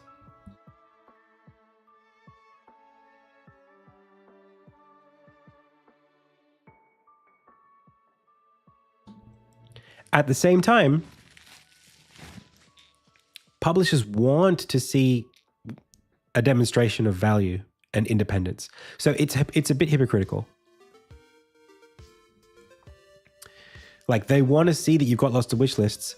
They also want to see that you haven't done anything to publicize your game yet. And the things that would get you more wish lists are the things that would be publicizing your game. So because I don't have the answers to these questions, the risk-free way of getting these answers would be to go to publishers, have them see the project, have them reject the game on the grounds of it not being popular enough or whatever yet, and then resume that conversation after having explored those things.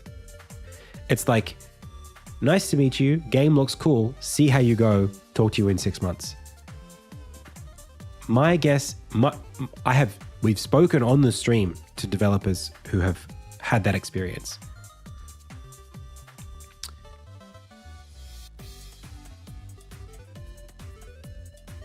What that leaves me with is a question of, do I have the cojones to just say, screw you, I'm doing what I want? I'm doing what feels the best for my project, you know? Or do I keep it calm, keep it cool, take my time, see how things go, maybe something works, something starts clicking, situation starts changing, and we get there without having to we hedge our bets and one of them pays off.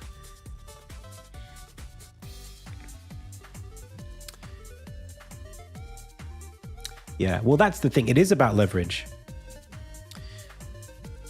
I have not spoken to any of the dream publishers yet. None of them. Which is why I haven't uploaded a wishlist trailer yet. Because I just don't know if it might kill my opportunity with them. I need to send a demo ahead.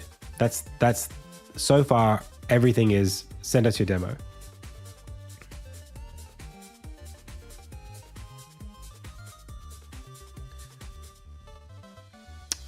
There's a publisher that I'm speaking to right now, and they're like, let's set up a meeting. So I've got that. We're booking that in, but I expect they'll want to see a demo. So, I mean, it sounds like, at least for now, we just do the demo and we keep a decision here in mind. But it's very hard for me to ignore the opportunity cost of not having a TikTok campaign going of some sort. I don't know if that's a distraction or if it's just something I have to do. What's the harm in self-publishing? Well, dude, I think, I'm going to be real here. And again, I want to agree with you in the sense that, like, as a developer today, I think that there is no harm. In fact, I would advise people who are starting game dev today to keep it small, self-publish, get some experience, pick up some clout along the way. If you make something good, people like it, you might get some revenue, and make games piece by piece, you know, figure it out as you go, and you won't have much to lose that way because you'll always be doing what you want and you'll always be getting valuable experience. If there's a career there, you'll find it, and if not, you can just bounce out at any time. That's the way to do it. I have not done that. I'm already so deep. And you could say, well, is this a sunk cost fallacy situation? Potentially, it might be. I might be in a position where, hey, Adam, you know, you did your best. Just find the smallest version of what this game is and push it out and be happy with the experience you've had and move on. It's not, if I was pessimistic about the game, that would be a very real consideration for sure.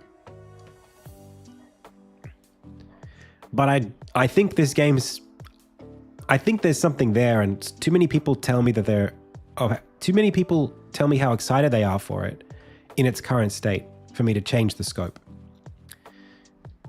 in reality, not reality, but the clearest signal that I've received about what's happening with what I'm doing and the results what's happening with me, that's the loudest, is that it looks like I stumbled into making a 10-person game solo. And in order to release this 10-person game, I need to convince the world that I am worth trusting with directing and releasing this 10-person game when I started solo. I think that is the shape of the mission. I think that's it. I don't think it's a 2-person game or a 1-person game. I think it best fits into the shape of a medium-sized indie team or small medium-sized indie team with 2 or 3 animators, with a dedicated engineer, with me as the director and lead artist, with a composer and a sound effect artist and a producer, as well as off-site, localization and quality assurance. All of that stuff is like what this game would do best with. It's not a one. It would have to be a different game to be smaller, basically. But the thing is, as it's shaping up, albeit very slowly, it's looking good. It's looking like a good 10-person game. I'm excited to play it, and people come in and watch me work on it on stream, and they say, "Do you know you're making a masterpiece, Adam?" And it's like, man, don't tell me that. But if someone's saying that unprompted, then something's going right. So I'm kind of just like wanting to see this out. My biggest fear in all of this, and we're going to do some game dev now, but if I could just put a cap on this conversation, which has been 2 hours almost now,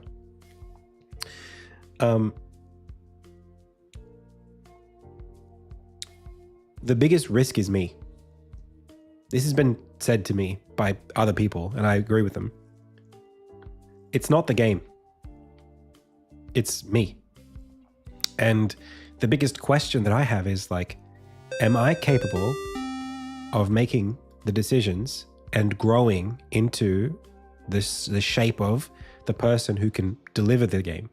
That is the real question. Hey, Elzak. Yeah, of course. You're probably right. Probably. It's just, I think the analysis paralysis, if I was to just draw a little thing very quickly, there's an issue that I have, which is because I'm just one person. It's less about analysis paralysis of not knowing which direction to go in and doing nothing. Instead, it's if I try something, how long do I give it before I decide to pivot? That's a Dr. Seuss line. When do you say, well, I've started this. At this point, I'll know that it wasn't worth continuing on. If we do this little story thing, how many episodes of the story thing before I say, this isn't working, let's just can it? You have to kind of be prepared to give it, as far as I'm concerned, months. 6 months. Like streaming on YouTube right now. It's been really interesting. Hey, Pregnant Lily. Thank you so much for the sub. We started streaming on YouTube in January after a false start last year in January. This January we tried. And I've had a lot of reasons not to stream on YouTube. Lots of reasons. Like huge cuts to my sub growth.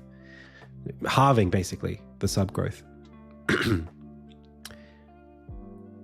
But in the last couple of weeks, there are days where the YouTube concurrent viewership is like almost equal the Twitch concurrent viewership. So it's like 120 people watching at once on YouTube. That's nothing to sniff. There's nothing to turn up your nose at. That's not bad. So is it a matter of time? Do you just let it go and see how it goes? Or do you make an early judgment and pivot away? Hard to do.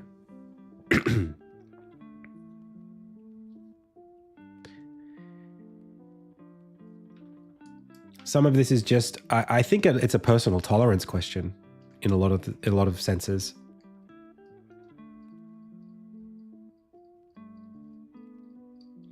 Oh, I never think about stealing my idea. It's too hard. The game's too. My game, if anyone tried to steal my idea, it's like this idea is like a bog, a poison swamp with thorns and brambles and ogres in it. And at the end of the swamp, there might be a beautiful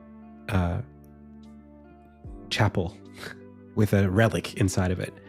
But all the people trying to, if they're trying to copy me, 99% of them are going to get stuck in the bog and just give up.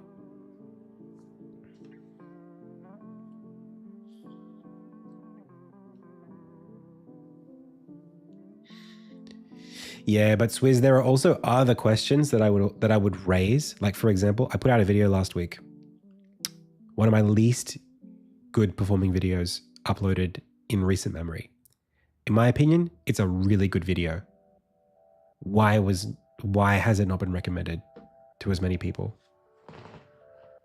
They say that the streams don't affect the recommendations on the VODs, on the videos, but I really liked the video that I put out last week, and it's really not been, yeah, it's niche, but like, is it that niche for my audience? We'll see. It's probably going to be one of those videos that picks up over time because it's really valuable information. Maybe it's more niche than I gave it credit for.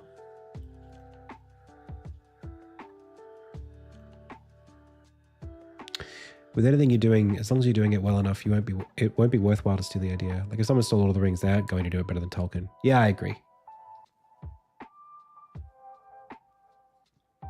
Okay. Well,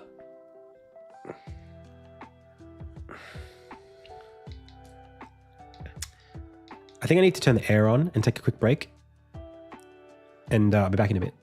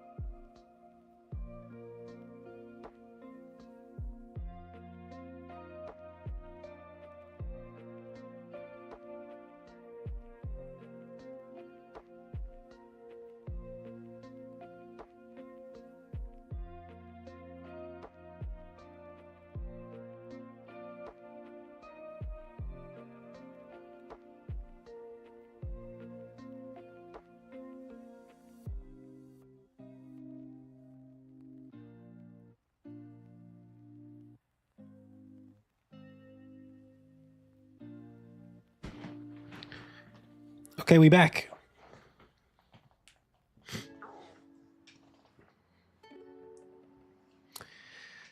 Oh boy.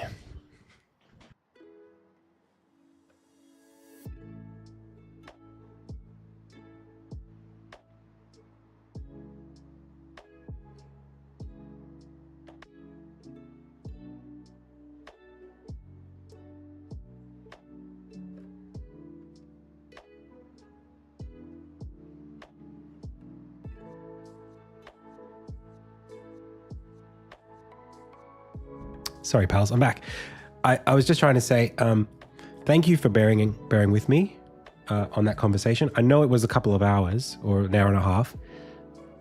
For me, if I don't have those strategic conversations where I'm laying it all out with other people, you know, bouncing ideas off, then I risk listing off course and ending up somewhere that's not where we want to be. It would be very easy for me to just put my head down on the game and polish the demo away on areas that don't necessarily get me where I want to go, especially if those areas are not going to contribute directly towards our goals.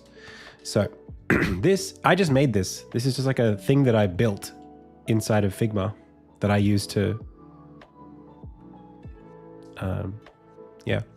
plan my day. No. I don't think you're a Debbie Downer. I'm actually very interested in everyone's objective opinions or like personal opinions about this stuff. It's not an area where I think there's an easy right answer.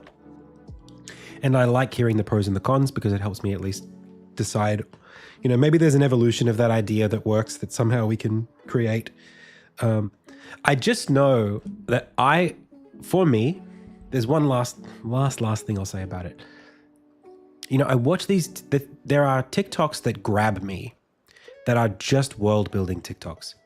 They're just pictures of AI fantasy landscapes, or they're little GIFs of people's games with music behind them. You know, it's just like a little bit of gameplay and it just sets a vibe while I'm scrolling.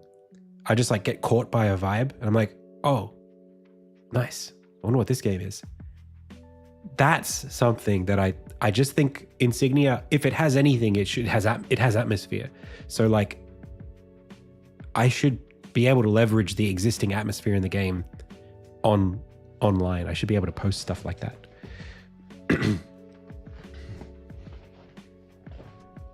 You know, maybe it's even simpler than stories. Maybe it's like 2 lines of dialogue, like a little bit of an opening tracking shot, rests on a character says 2 lines, walks away. Maybe that's all they are.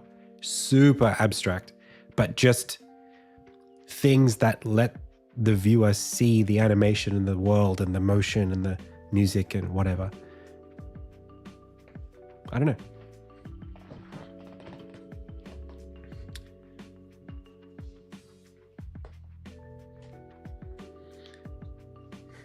Yeah. It wouldn't be Armin. It would be other characters. Or it might be Armin running up to another character and they share an exchange of dialogue or something.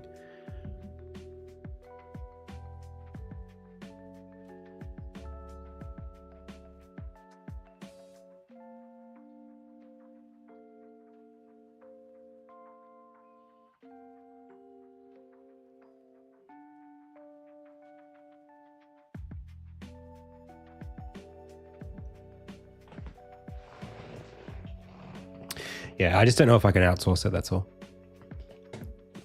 It would need to be somebody else making these things in-game. They'd need to have access to the repo and they'd need to have access to the tools. They'd need to be working on their own thing.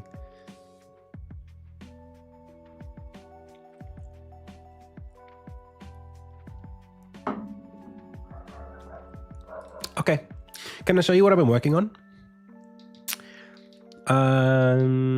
I've been working on, it's probably not very interesting actually.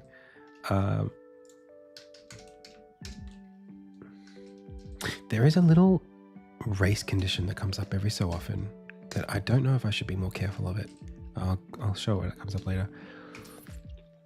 So we were working on the journal, and I've been working on the sword and just getting this to a point where it's refactorable enough that it works in the game. So now, like, we've got two sort of interaction points.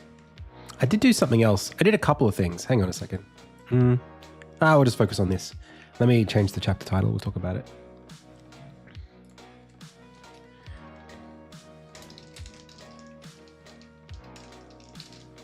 So I think we're basically back on track now, to where we were before. So I spent some time over the last couple of weeks of dev working on a new system for the inventory. This system basically, if we actually bounce out for a second, go over to here.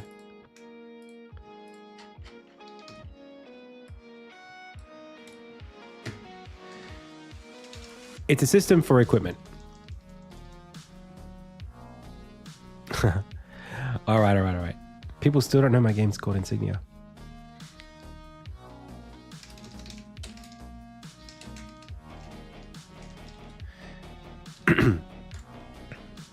So, we have this character. He gives you a quest to make a to fix his pauldron. You come in here. You got the pauldron design. Maybe he should give you that design, but anyway. Now we can make it because we've got the elements that we require. Hey, Jivis.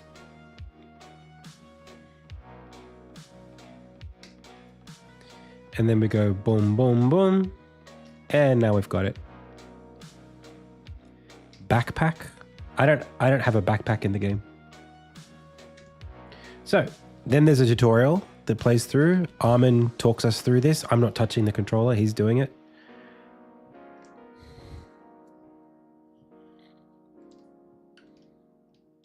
So now we have our equipment system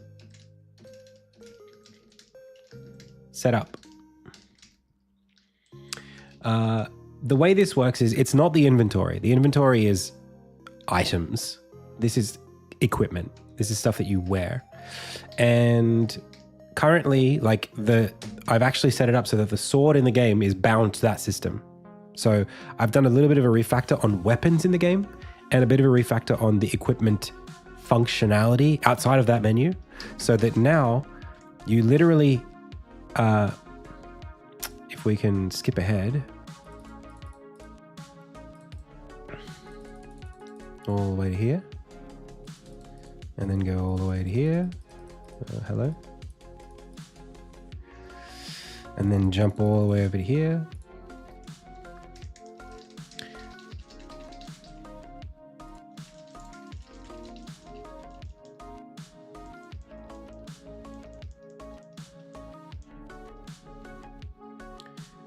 So we actually get given a weapon at this point, and I, in the background, place it in your inventory and unequip the iron pauldron. I was thinking last night it could be something where I tell the player that they've unequipped the iron pauldron, like with a little notification in the top left, like sword equipped, iron pauldron unequipped, or something like that.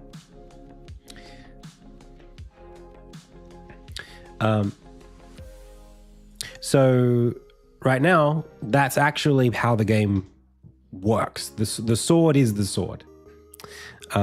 And you can't use the sword unless you've got it in your equipment menu. So we've finally rounded off that feature. I'm happy with it. I think it works. As a feature, I think it's a good one. I like the decisions the player has to make in like what they're wearing, what they have to carry at any one time. I like the idea of having like a build screen in the game. So it's like a screen where there is you can look at this and take a screenshot and say, this is my build in Insignia. I like that. And it gives me an opportunity to like give the player more gear than they can wear with, a bit of puzzling as they go. You can get more equipment slots. We don't have interactions right now, but there are synergies in terms of some things happen to work better with others. It's a little bit deck building-y, but not particularly.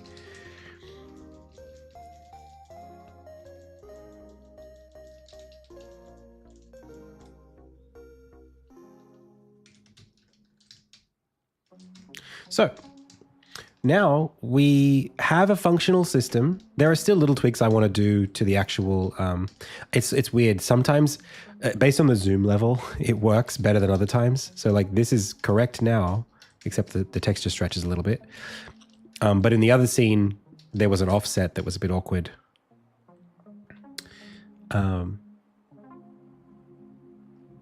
So yeah, this is good. I can build content on top of this system now very comfortably. We've already demoed a bunch of different item types and given them equipment effects, and I want to spend some time putting those items and their effects in the game.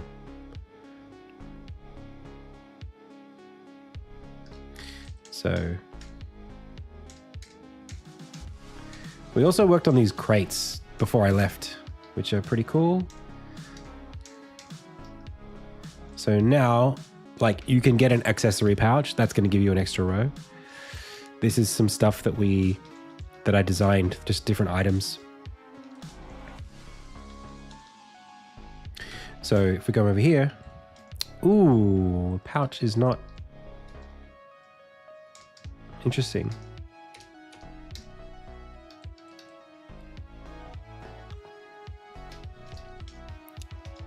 Okay, we got a bug with the pouch.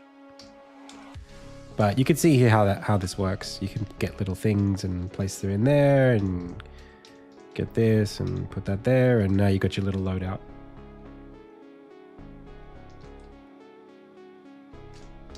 And then even top left, you can see the effects of the things. So we've got vampirism right now. I can unequip the sword in order to get the spiked bracer. Actually, hang on. I can put this there. I can't. You see, that's cool. Like, I can't wear the sword and the cravat and the bracer at once. So I have to replace this with this, and then I can get... Yeah, I can only get one of them.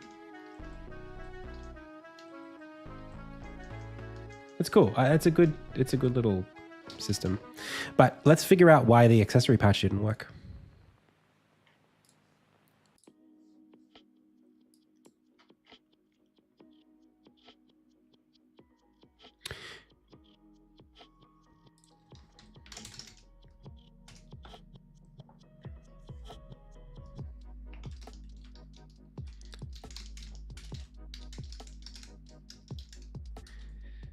Maybe it's empty. Actually, it probably is empty. I think I just forgot to... Yeah, I forgot to put it in here. There we go. That's easy enough. Not even have to do a code recompile.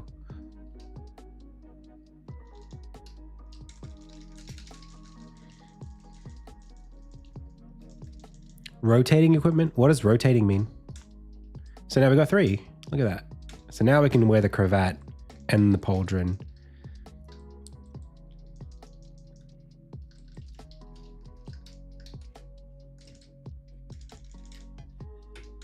And we can also wear the spiked bracer and maybe the determination ring as well.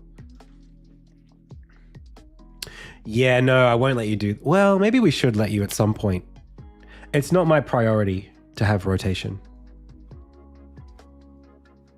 It's not my priority right now. I know, but I think it's... It doesn't make it more fun. It just adds more options.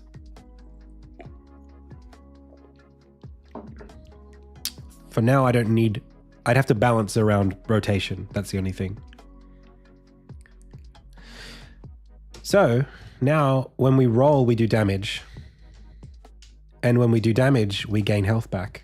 Because we've got vampirism. And we've got damage on roll. Oh, that's damage on roll. This is enemies take damage when they attack you. So with these three, you get health back when you attack, when enemies attack you, and when you roll past things.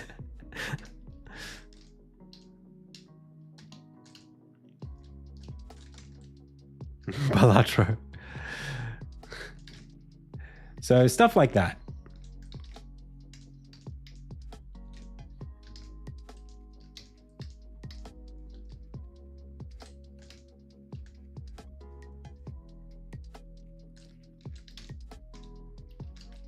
Wait, am I wearing the magnet ring? Nope, that's no good.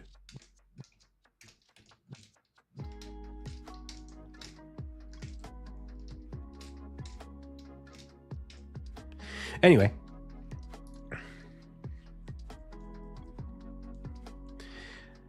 My priorities, I've got a few. Let me just update this quickly.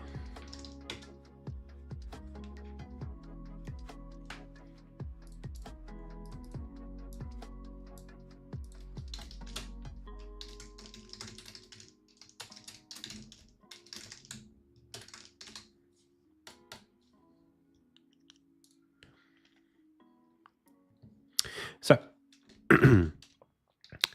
right now, the way that I'm working is it's not Kanban. It's actually just a bunch of to-do lists that are given different priority. I'm not working right to left. I'm actually, what I do is I place tasks into my schedule and I work through them on a day. The colors represent urgency or priority. So some of these are just feature things. Like this is just wrong. This is just like, there's a thing that's broken. You got to fix it at some point before you put the demo out. Another one. There is a thanks for playing scene. It's broken right now. Got to fix it before I put the thing out. Unfinished UI for certain characters and stuff. It's just stuff like that.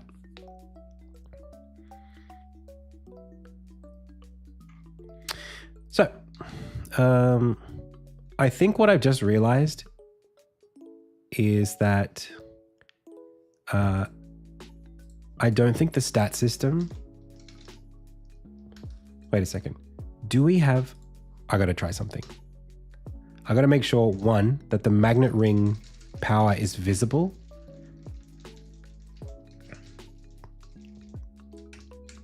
If it's not, we should probably put that in there. It's not visible. So we can't see that we've got the magnet power, which is fine, but it probably would help if we could see it. And also, it's stuck on the player even if they unequip the ring. So it would help us debug better if we could see one. Okay, so the way this works right now, I think the reason why it doesn't work is there is no effect for the magnet ring. What happens is the magnet items check to see if you just have the ring equipped. Yeah, but actually there should just be something called the magnet effect, and it should just ask to see if you have the magnet effect on your status effects. I built this before I built that system like 2 weeks ago. So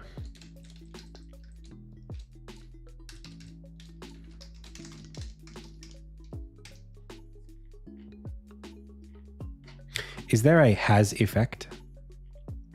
There is has effect. And status effect is a mono behavior.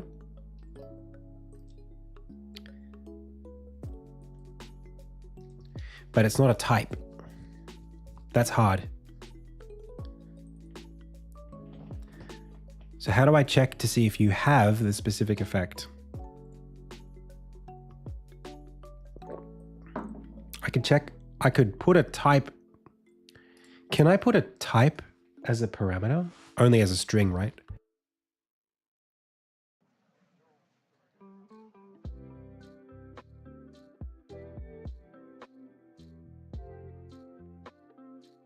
Someone asked the question earlier, what's my thoughts on Godot versus Unity? Godot is great for beginners and small projects. It's growing quickly, but it needs some time to be a competitor to Unity.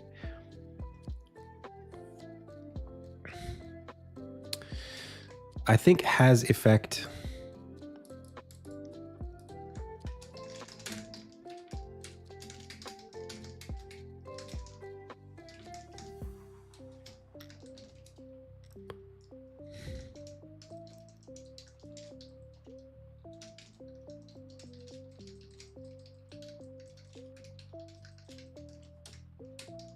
Can I do that?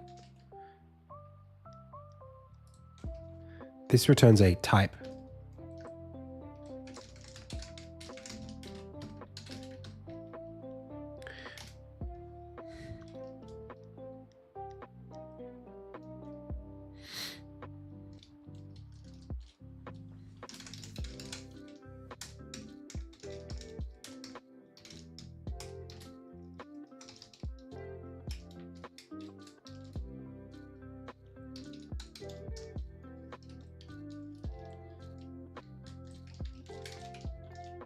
Can I do that? Is that something I can do?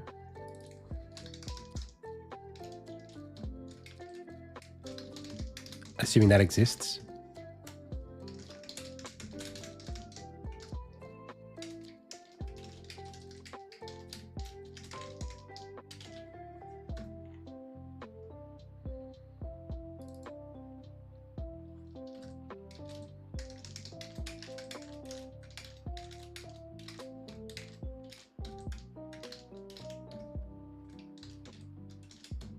Nice.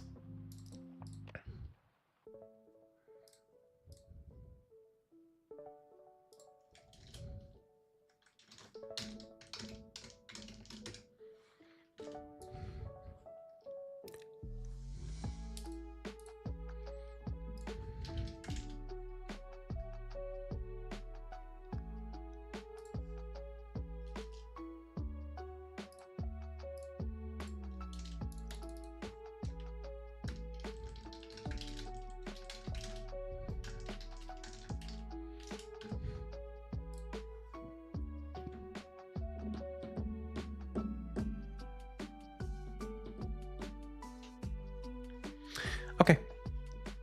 So pretty straightforward how I add this. My lookup is not great. It's not a, I'd love to have like a database system in the game, but because I don't have one, and because these are effects that are behaviors, a lot of them handle their own procking. They have to be mono behaviors, which means I have to make a new empty game object each time I want to add one and call it magnet effect. And then have the magnet effect there. It doesn't have any properties or anything like that, but then I have to add a new one of these, or I add the effect script and then the item that procs it. So magnet ring. So now when we wear the ring, this game object will enable, and there's a sprite for it and everything. So this is really a definition, even though it's a game object in the scene. And we just need an icon for that now.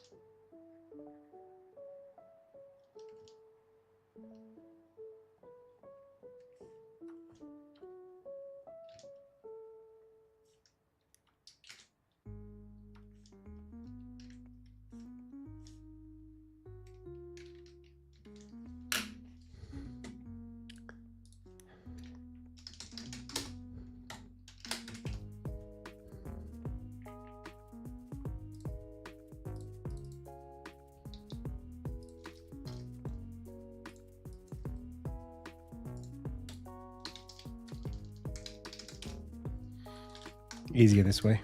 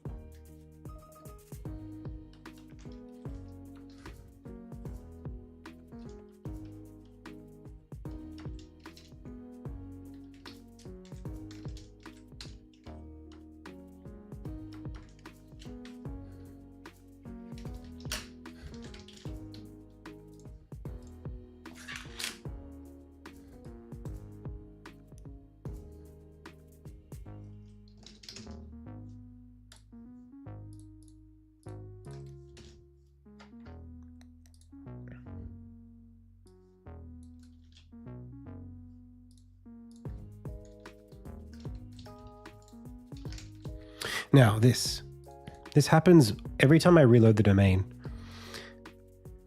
I need to solve it before I move on. Every time I try to do this, I get a null pointer exception, but only once. Does anyone ever review my art? It does happen, yeah. Sometimes the last couple of months I've been really busy, so I haven't been taking as many of them, but and they're also very expensive because of just otherwise I'd be doing art reviews all day. But yeah, I mean, sure.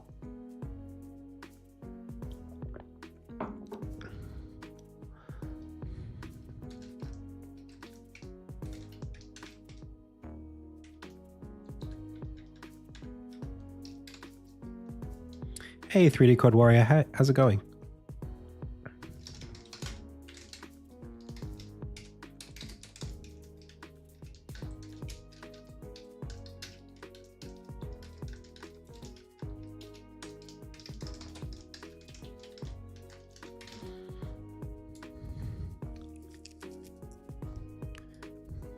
I think I could have done that with a question mark right here.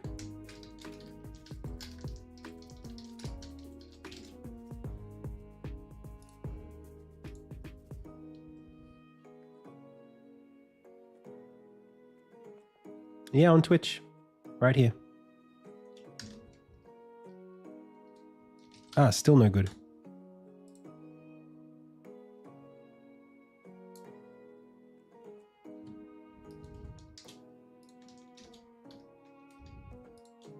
Where does this get created?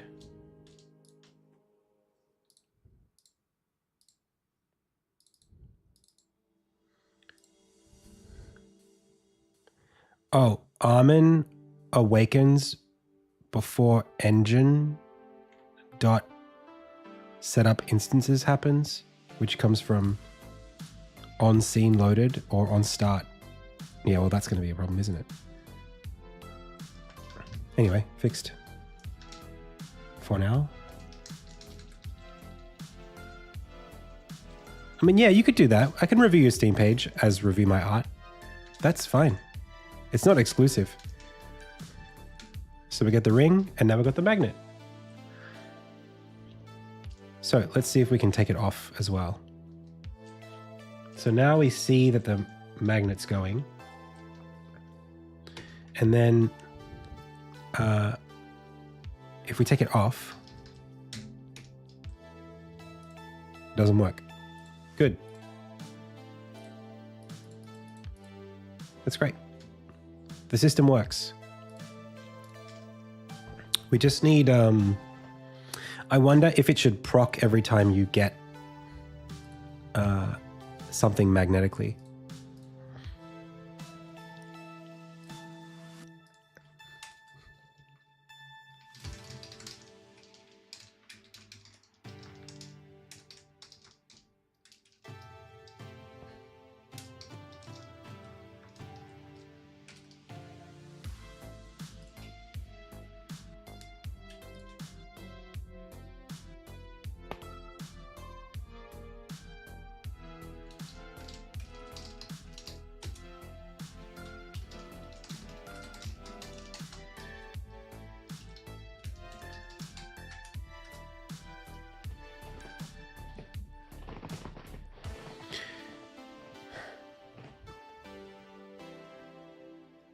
So proc is an event. And here it's something that we can call from outside. Where's the instance being initialized? For the thing that was broken before or this thing? So when we want to proc this, we have to basically get it first to say that it is going to go on. So I think here it's almost like probably a function that's like engine.armin.status effects.proc effect of type, and then type of magnet effect, which doesn't exist yet, but we're gonna get it.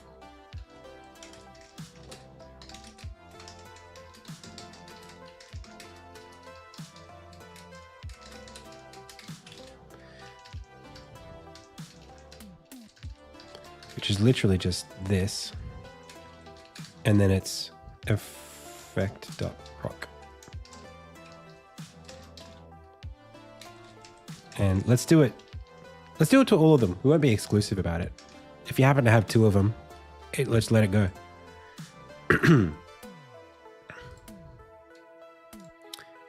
So now the idea is for items that are magnetized, you're going to see a little flash appear whenever your magnetic item gets caught by the magnet.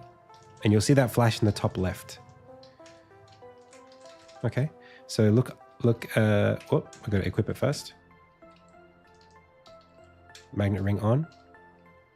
And then as we walk up to this, watch the top left. Bing. So it does a little flash to tell us that it worked. It did something.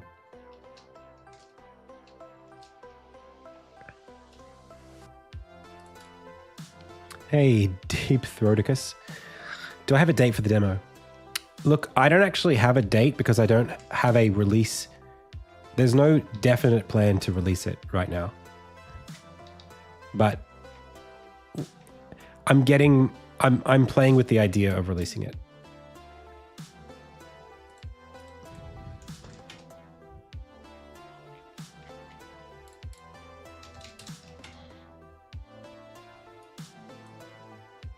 It's mostly for publishers.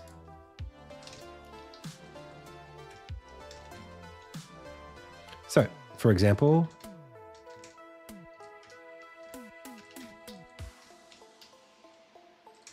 what does it look like when we're running around here? Getting the ring. Does it go ding, ding, ding, ding when we go get the stuff? Bing, bing, bing, bing. It did. That looks pretty cool. What about when we kill an enemy and a bunch of their coins get sucked up into us? No, just once. That's good because the coins all spawn at the same time, right? It's not going to spam it because they're all in the same frame.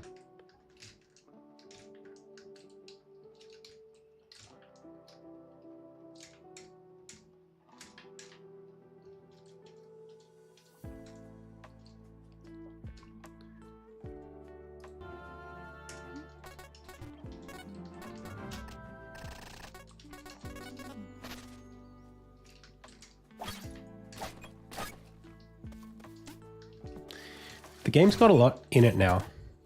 Seeing the little icons, I think they give it some depth that it just didn't have previously.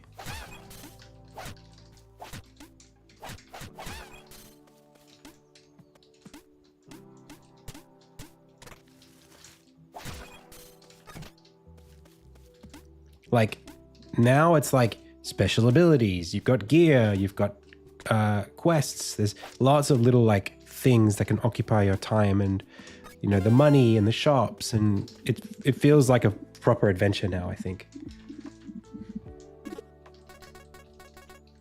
You know, you can be working on things while doing other things, kind of multitask a little bit. Is there replayability? Look, I haven't really designed for there to be. It's really, like, I'm sure towards the end, there might be things that I can put in the game that force you down specific paths that you can't achieve in your first playthrough, that you have to come back and do something different. Or, you know, early in the game, you make a choice that puts you down a path that means that certain quests get locked out, stuff like that. I haven't really designed it with that in mind.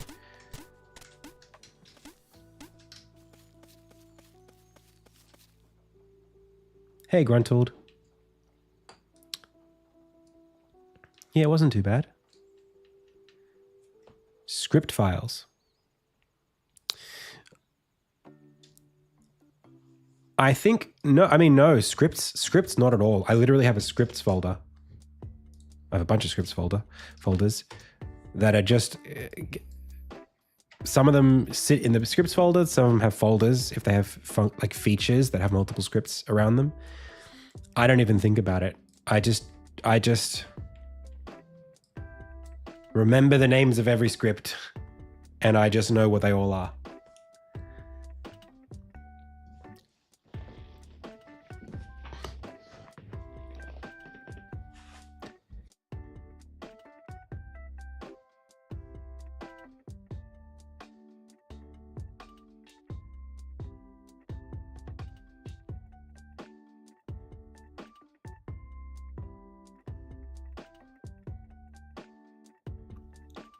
Yeah, there's like completionist stuff, but not necessarily replay value stuff yet. I haven't really put a lot of energy into that. So like there'll be things that you probably won't get around to doing the first playthrough, but they're not, I mean, unless I have like classes or something like that.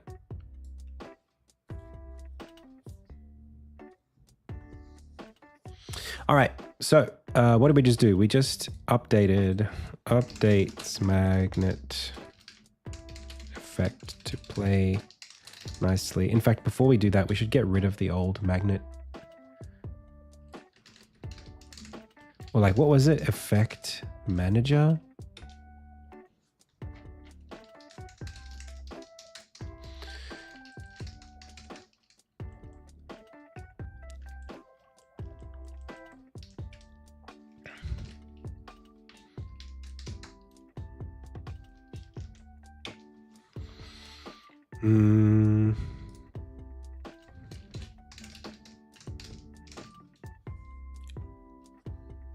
Yeah, equipment instance manager. I think this has just got to go.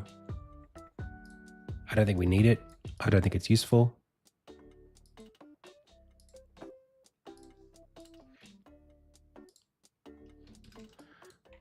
I think it was a short-lived file. And is it a mono behavior? It is. I should remove it from wherever it is first.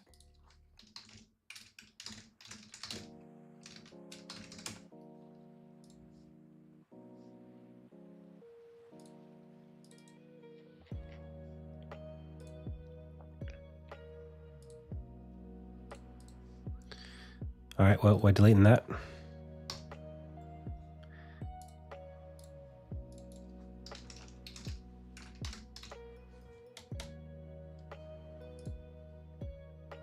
And we're deleting that.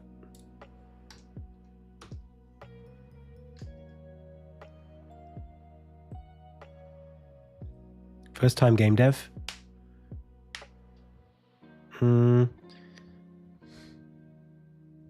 Something very simple. Maybe turn-based.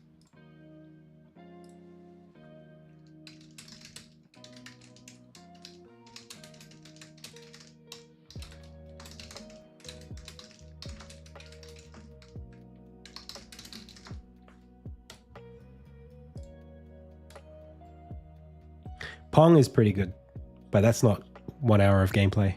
Tetris isn't too bad, but Tetris is a little hard to develop. Do you have one-way walls for wall jumping? So they're not one-way walls, they're just solid walls.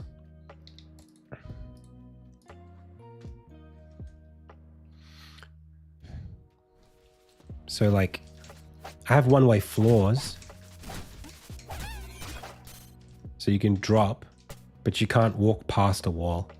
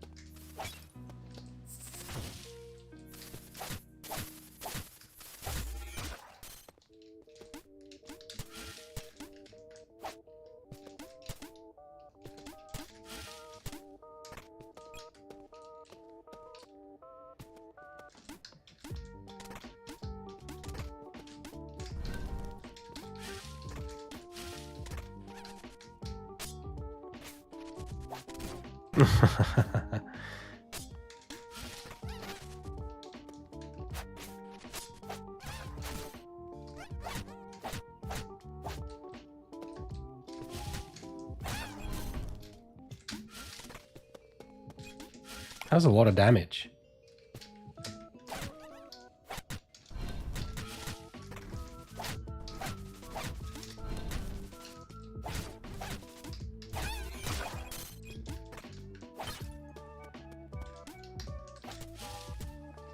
Oh. Oh, I need to get back.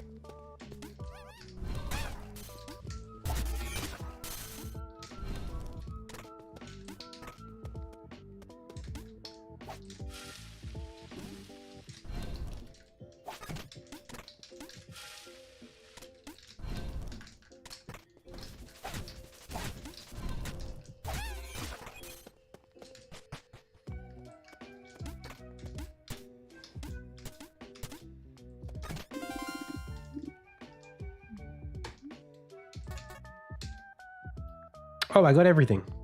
Sick.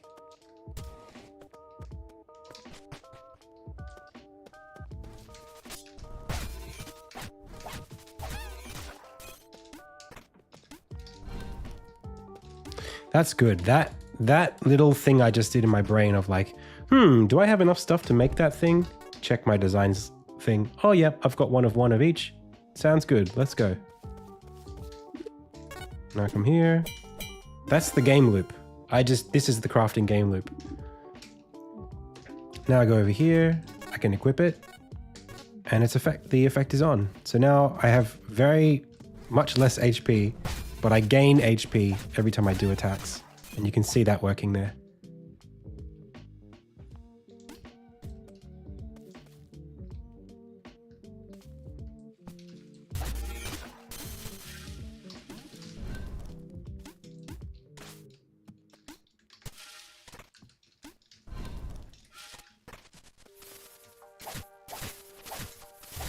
So now I'm on full HP, I just don't have that much.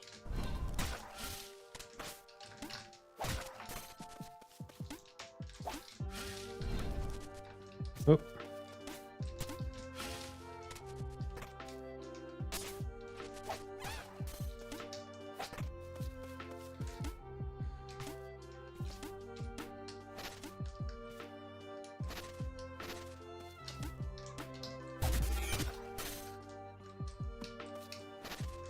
All right, cool.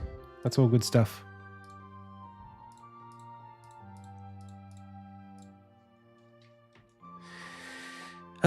Okay, let's do some tasks.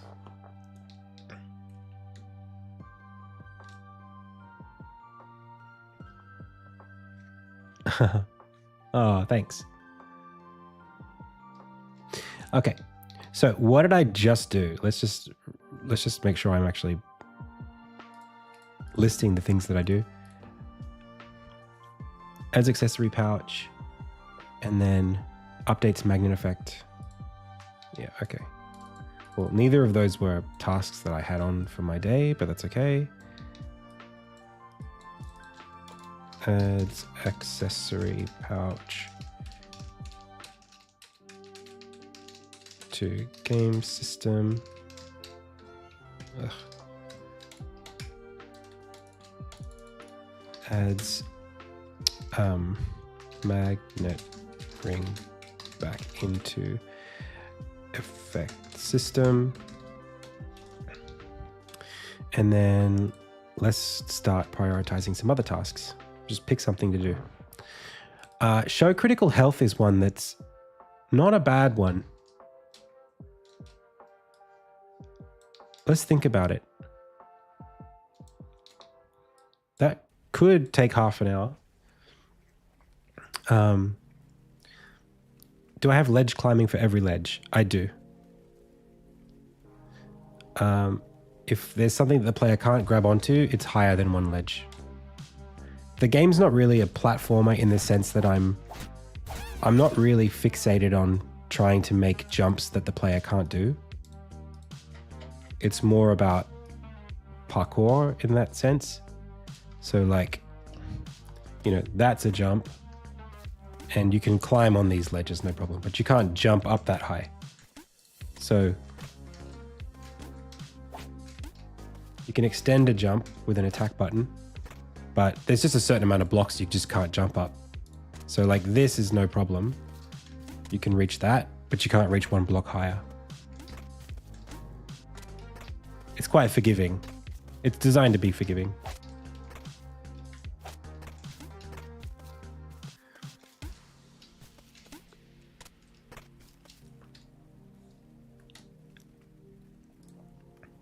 Okay, critical health in the UI. In fact, a better way to do this would be just go into the game. Pop us into 640 by 360. Go like this. Not like that, like that. Do this. Here, new. Oh.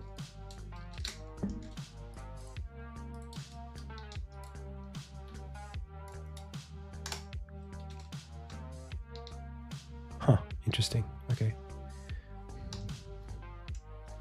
Actually, that's actually bad for the game if I do that. Not a good screenshot. Let's try over here. That's better.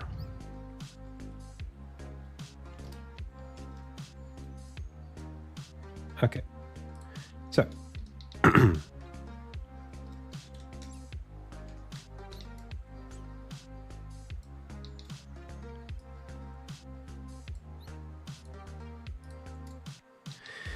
So,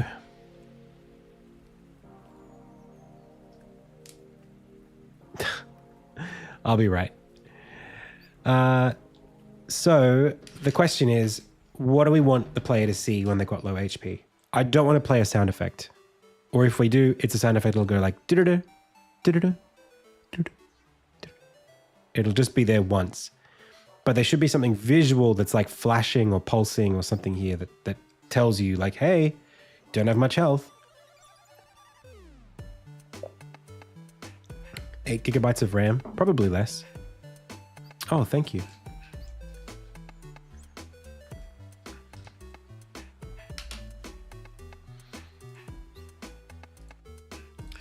I think for me, I was thinking of like a red outline.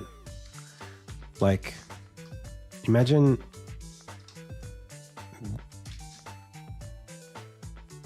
this and having there be a red go across, like a stroke of red pulsing across. But it could be the sword. It could be this part that goes red.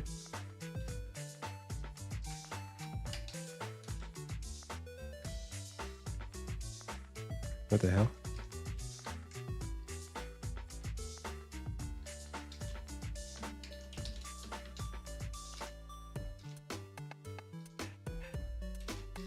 What the heck?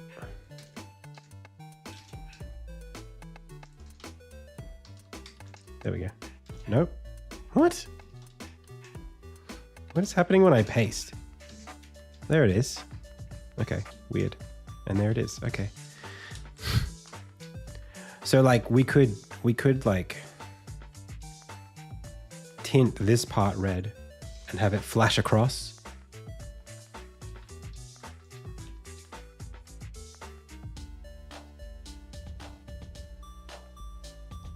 Or we could have this go, let's just say you've got low health.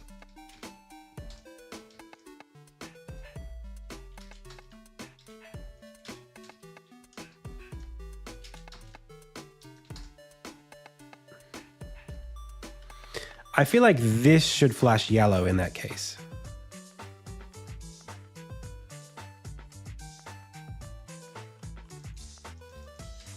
Because there's not much left of this. You might have 1 pixel left. So you're kind of limiting the amount of communication you can do when there's not much in there. It should be the empty space that flashes.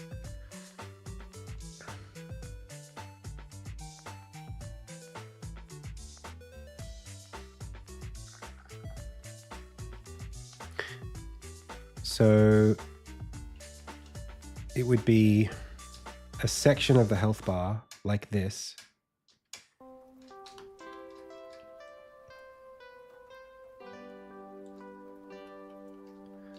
flashing yellow, I guess.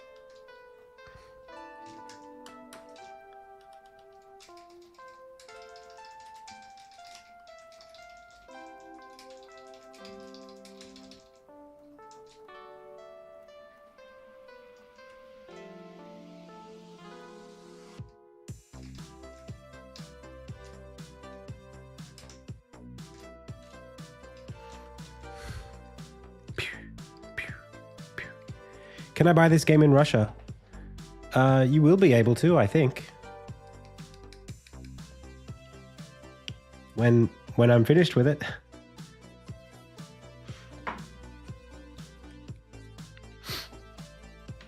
Let's just... I think that's easy to do for now. The flashing.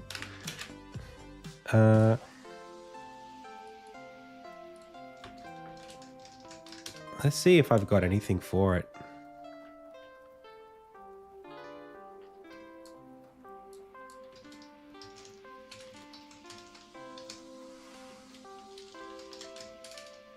No. I used to have an out of energy.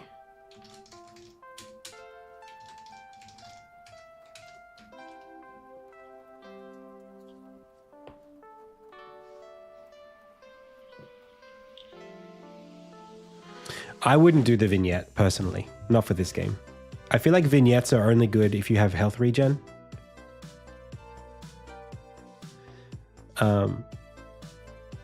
Because the perpetual vignette is really, I don't like it.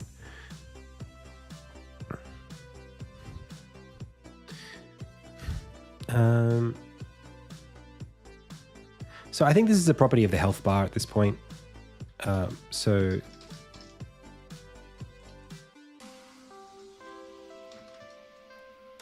let's go to the HUD and we'll figure it out there.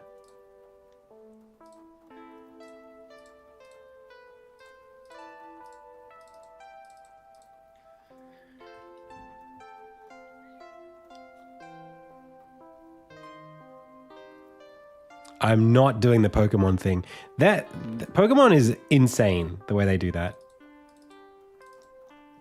So we have the backing value, which is the black. Then we have the temp health. Then we have the value, which is the red. So actually it should be the backing. The backing is the black bit at the back. So as long as that's flashing, we can do that. And that's quite easy to do. It's just a color. If these all disappeared, we're just talking about this thing. That's easy to do. In fact, you can define a gradient in Unity and then just lerp through the gradient. That's actually insanely easy.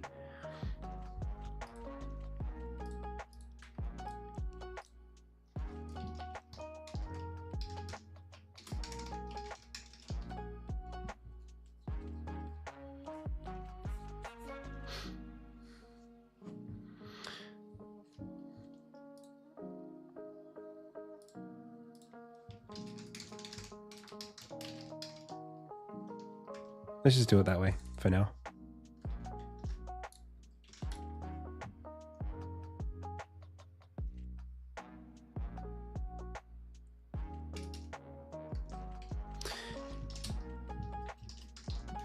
Public, using, I think they're images.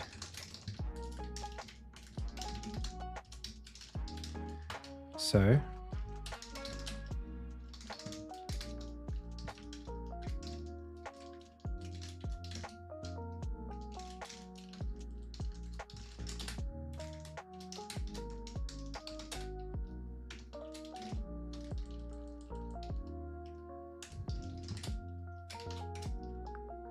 For now, we'll just do.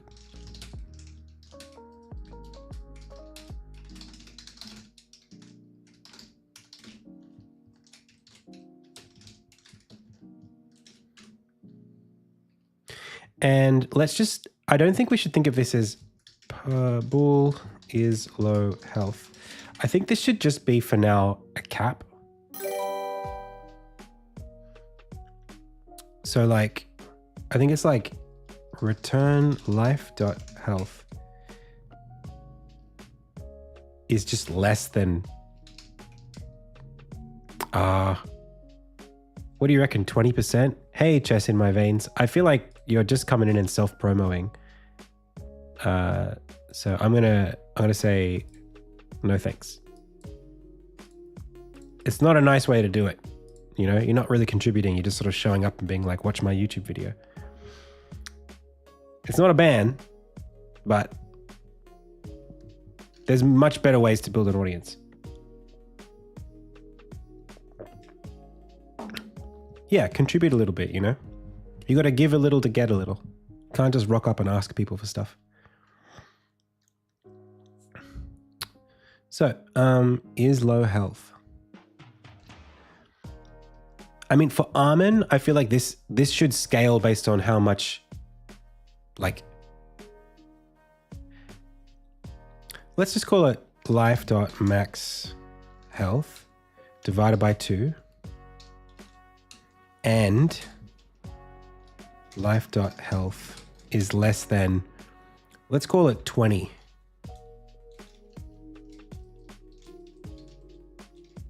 Or health is less than 20? No, and life is less than 20. Because if you only have like 30 health for some weird reason, 20 shouldn't be critical. But 20 is not a lot. We're just going to hard code it. Actually, I'll make it a parameter.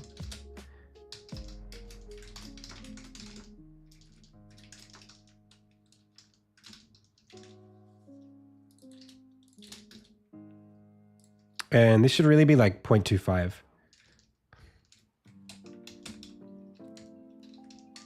Or, yeah.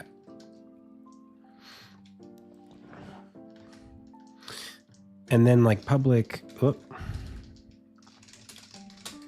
crit health mod equals 0.25 F.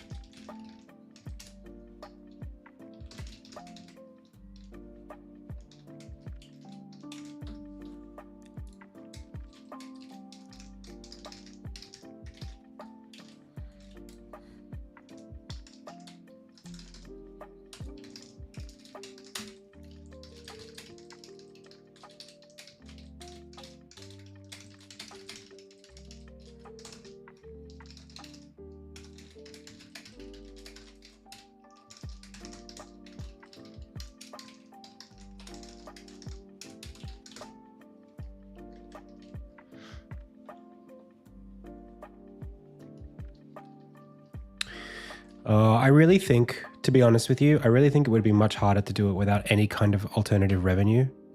Solo, like if you weren't doing it as a hobby, if you have you basically need a job while you're working on a game. The games themselves, let me rephrase.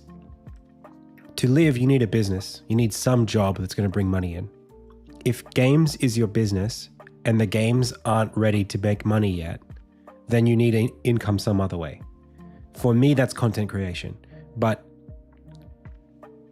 otherwise, how else do you do it? If you're making games that are small enough that they're making revenue and you're releasing them as you go, you're already a game developer. That's your business. But to get to that point might take a while.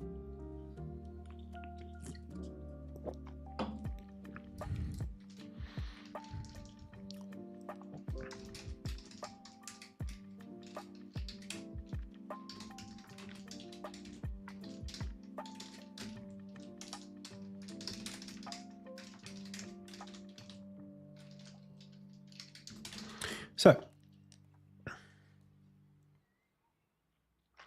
we're going to say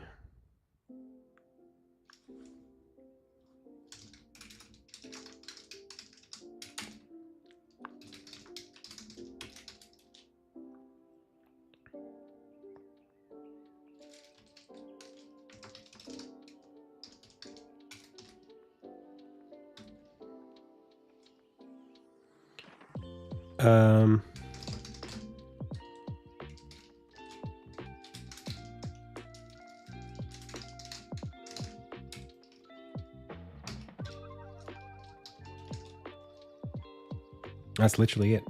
That's all you have to do. Wow. Okay. I was thinking I would have to do some sort of animation and lerp, but no, that's what evaluate does.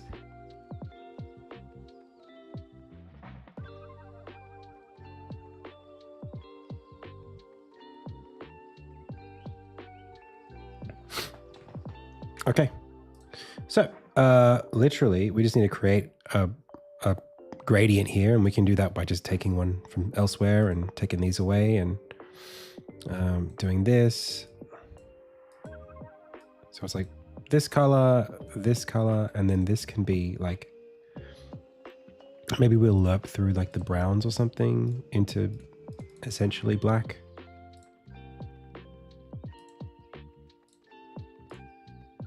Just use the games palette.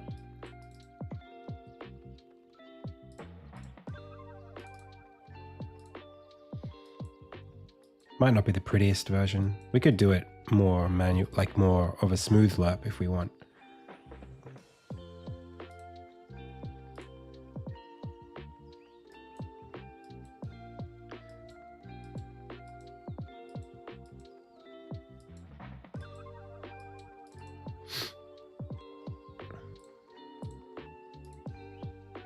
I think the black should be most of the time.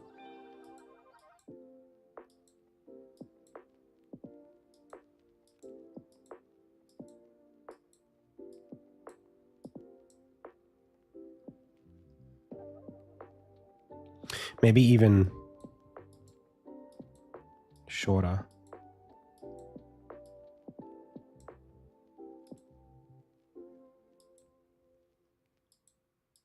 Something like that. Bing, bing, bing, bing. Hey, Bilal. Hey, Dimitri. Throwing object references. Like moving around, like referring to stuff. I often pass things through directly in the inspector. I do that a lot. If it's a system, I'll use a singleton. Like if it's something that needs to be accessed from everywhere, singleton. But if it's a simple reference to something, I'll just pass it in through the inspector. Especially if it's part of a prefab, that helps a lot. Okay, well, this should work, so... Whoop, not like that though. We need to be somewhere where we can take damage. And get off 340 by 360. 640 by 360. And I should probably delete that ring.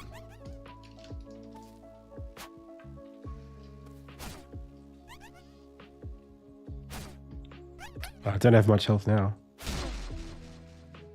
Oh, it happened, but I think that 20 was too low.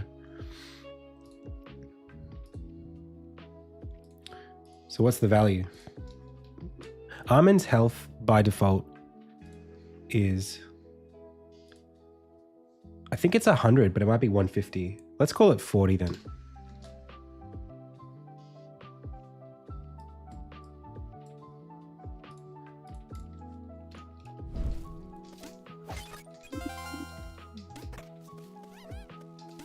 Because I know for me, it's like, there's a very clear, it's about here.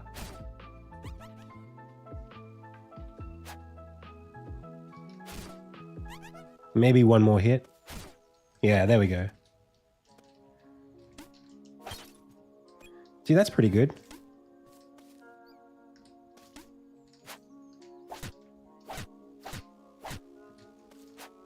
What do you think?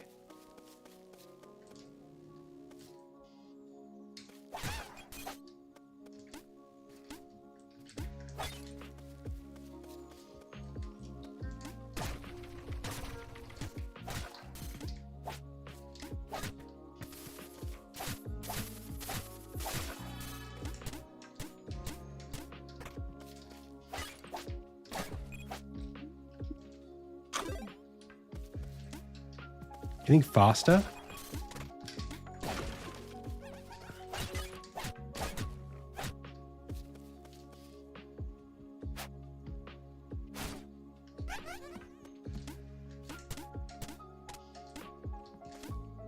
I think it's very loud. It's catching my eye for sure. I can make it start white if you want. Couple pixels showing behind the border. I see it. I see it. You're actually totally right. I'd never noticed that before. Great catch. Wow.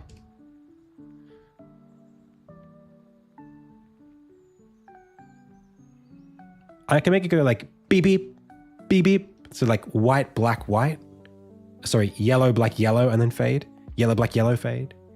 Like just 2 flicks. That might give it that stronger strobing.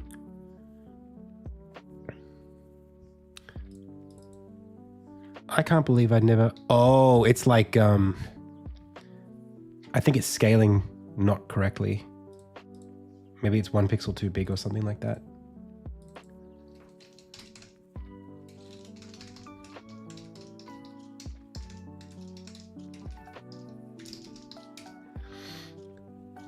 Max health times that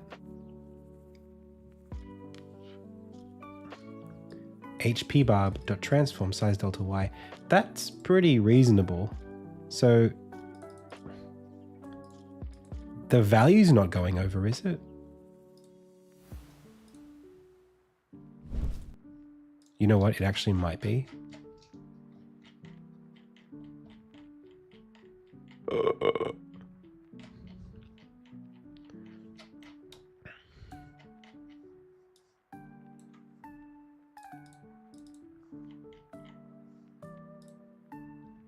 Nah, what the heck? It's a little tall. Why is it 16 pixels? There's nothing that needs to be that tall. The others don't have that problem.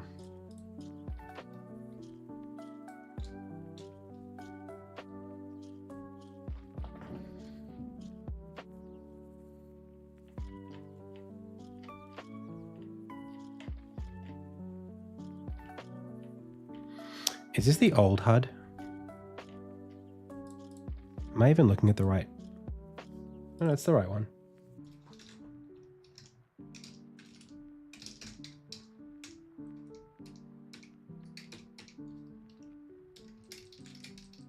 I think I can just take its own, just set it to itself. I just never need to add anything to it. It's just, it is what it is.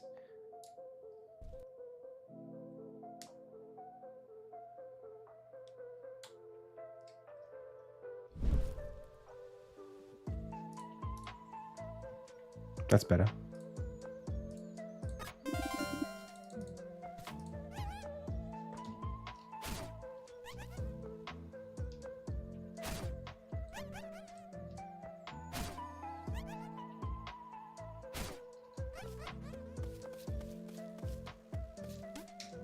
I'd love an outline between the red and the yellow, but let's do the heartbeat thing first. That was so easy to do. Man, you get to a certain point, I think, when you've been doing game dev long enough, where you just know what kinds of solutions to do at certain points. It's just like, oh, this is just one of those things. I'll just do this. It feels very validating. 1, 2, 3, 4, 5, 6, 7. I think 8 is the total amount you can do. Whoops.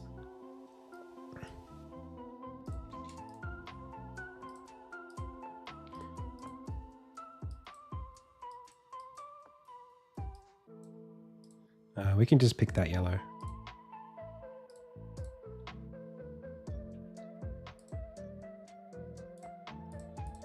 Ooh, we go through the red.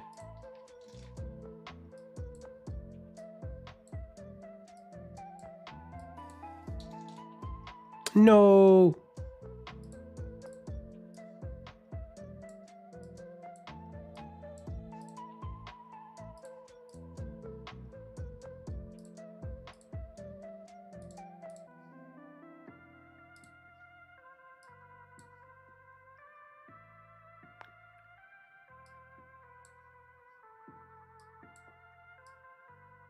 Beep, beep, beep. I think that's right.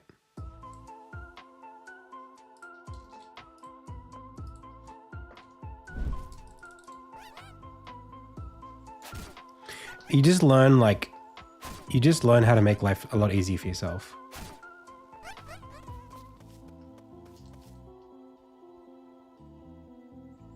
It's too slow, the flashing. It needs to be faster. This and this. And then this. That can string out a bit more. But the strobing needs to be really quick. Like, pa-pa.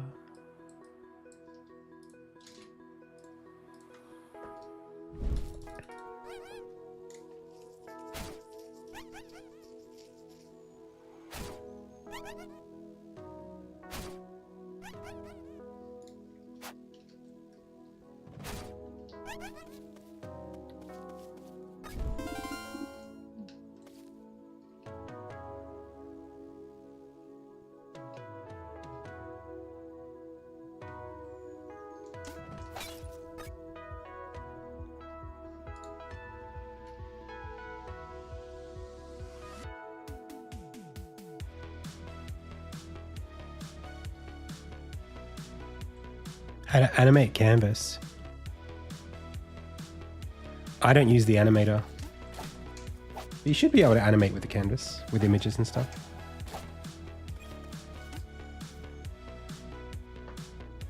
We could do one, a sound effect. I'm not sure yet if we will have one persistently. Is it too yellow, do you think? It's too bright.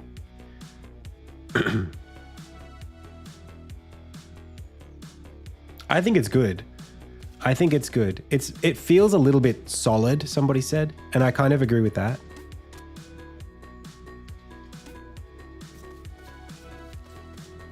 Hello, 8 years.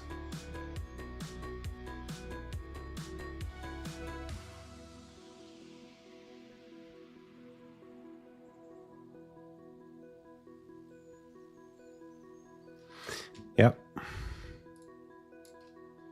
Let's try it. Let's just try it without this yellow. And we'll go with like a softer... Nah, man, it needs the good one. It needs the strong one. I mean, we could manually just pick a yellow that's a little bit more red.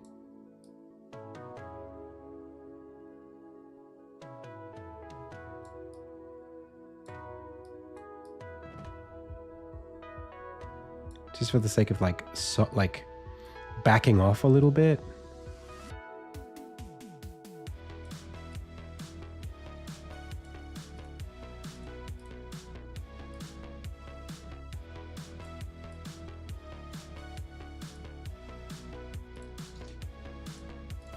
It's probably not going to do anything.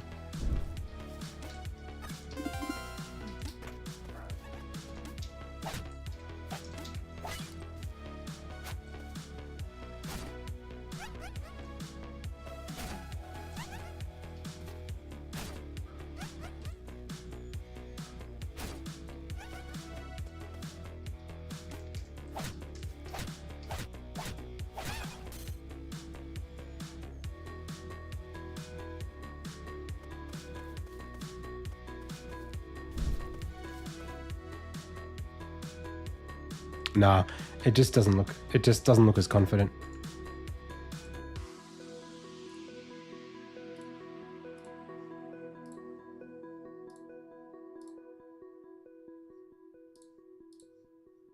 I think it's fine where it is.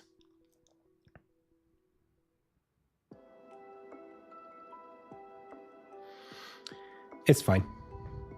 We could drop that down a little bit more so that it just doesn't stay for as long at the bright.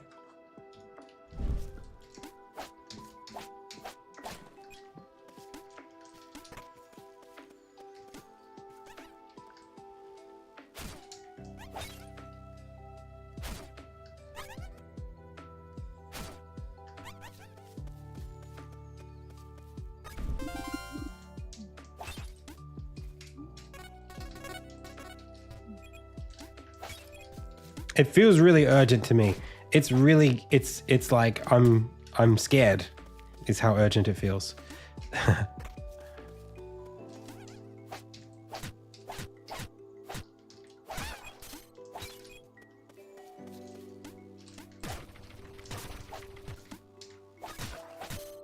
I feel like any moment I'm one hit away from dying, and I need to be very careful.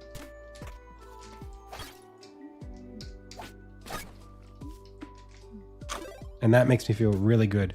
Ooh, I see. Else, we've got to go to black.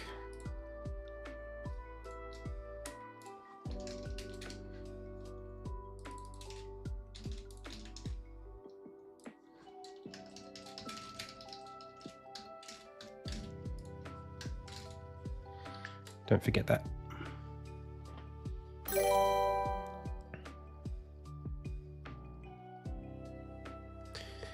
But I think it needs the black in the strobe because it's got to still represent your health at some point when you're watching it. It can't, I feel like if it stays hotter, it's just sort of like, I don't know. Don't you think? Like if it was like that.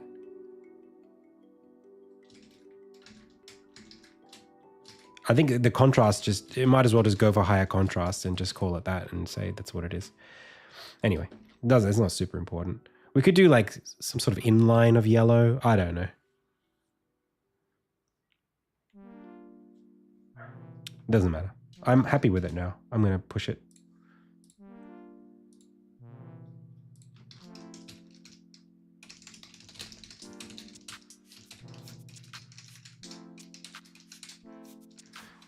That was really good. It was very effective.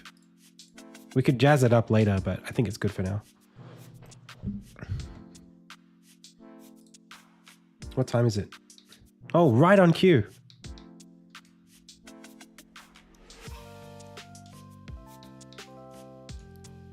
Nice.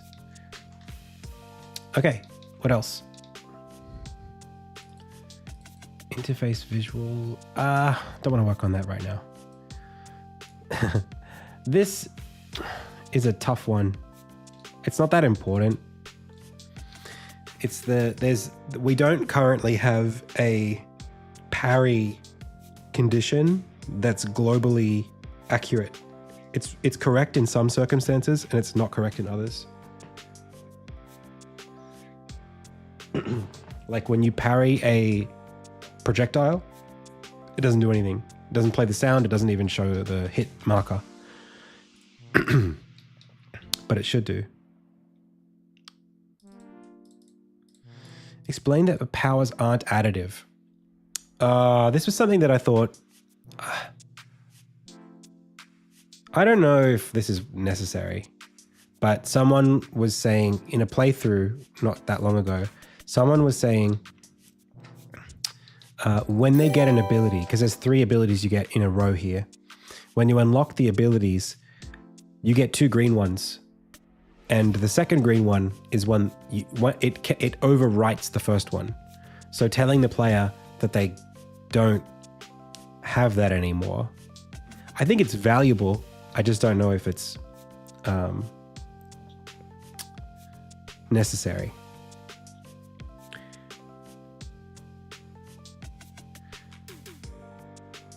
What languages? I don't know exactly how many. I've actually been talking to a localization company about that. We might end up with like 5, but it just depends on the budget that we end up with. So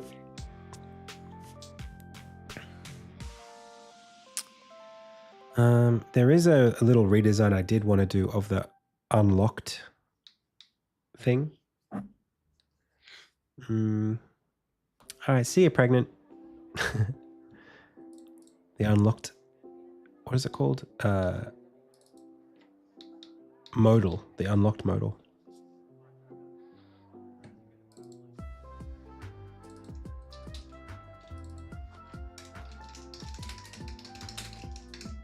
I think that should look better because it's going to be in screenshots, maybe.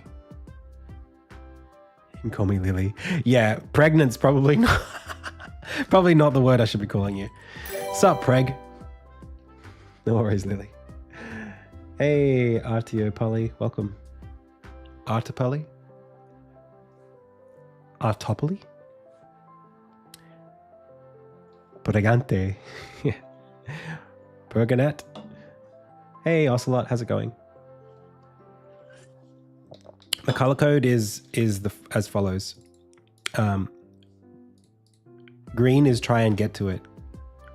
Red is urgent. Orange is do it this week. Purple is unvalidated. Oh no, green is ongoing. Which one's ongoing? Oh, purple is ongoing. Then which one's unvalidated? Blue is unvalidated. There you go. Yeah, I've got a bunch of blue stuff over here that I just don't know if I'm ever going to get to it. Okay.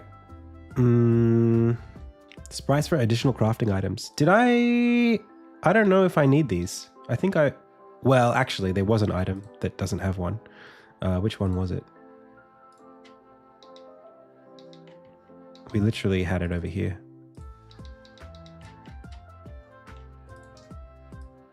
Determination ring, maybe? I think currently that uses the honey ring icon.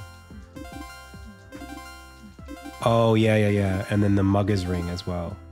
Those don't have any icons. So determination needs an icon, and mugger needs a sprite. Determination needs both.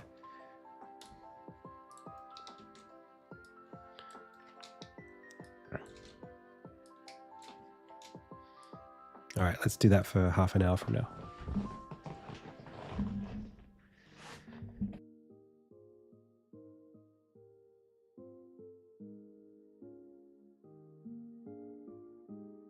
Pick the smallest possible game you could even conceive of making. It mightn't even be a game, but pick the smallest thing and then learn how to make that. Learn the skills, learn the techniques, the how-to. Watch tutorials on how to do that one thing. It could be as simple as like a bouncing ball in a game engine. And then the next thing you do is like a bouncing ball you can control. And then once you've got like a couple things, like how to counter score, stuff like that, then make the smallest complete game you can think of making and then upload it on itch.io in like 2 weeks. Then just make bigger things. Slightly bigger, but start so incredibly small, because what you really want is you really want to feel good about things that you've learned. But games require a lot of learning.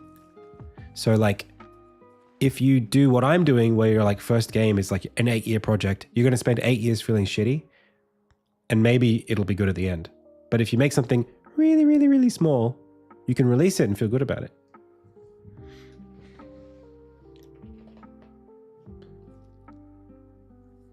Even if it's bad, especially if it's bad, because you're just learning, you know? It lets you maintain the mentality of someone who's just learning and figuring stuff out if you start small.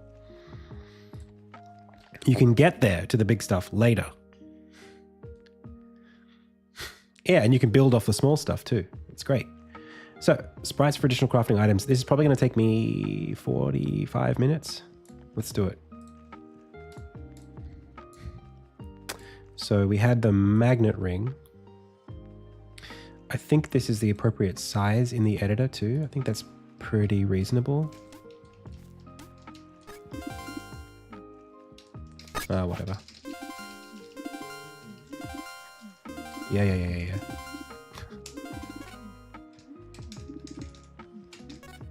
Wait, does the magnet ring have a? It does. So that's the icon. And that's sitting pretty comfortably in that 32 by 32. That's the icon. Okay. All right. So we need one for determination ring. And I think that's just the determination ring gives you. Oh, invulnerability. Oh, okay. All right.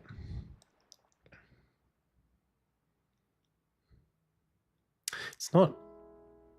I wonder if it should be a ring. I sort of assumed some of these are just rings, just on face value. I've just gone, oh, it's a ring. Does it even deserve to be in the game as a feature? Invulnerability lasts a little bit longer. It's not, it's a little bit busted. It lets you just do a bunch of free hits, but maybe for people who aren't that skilled at the game, it would be not broken. It is one of those things that I probably could keep standardized though. I don't mind maybe that you take less damage, your next hit after taking damage,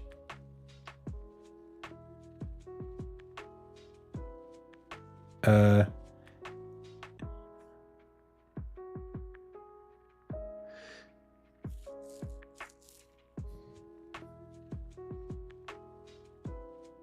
that's quite a good buff, though. After the first hit, if you take 50% for all consecutive hits, that's no good. Might as well just give you a flat debuff of, like a flat buff of damage reduction, armor buff.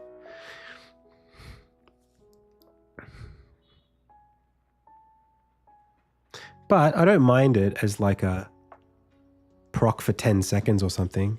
For 10 seconds after taking damage. You know. What I don't have is an ongoing proc. I've only got a little spark. It does it once. But we would need a thing that meant it was active.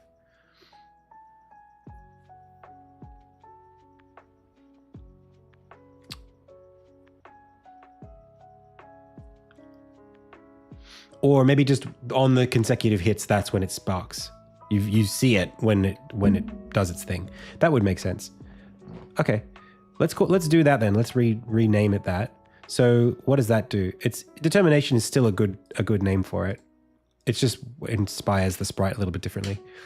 Okay, file, save as determination ring. So what is this determination ring going to look like?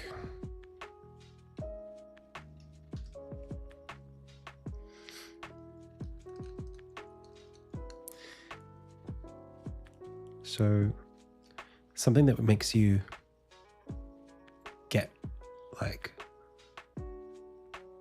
it's not armor, but it's like something that, it's like focus sash or something in Pokemon.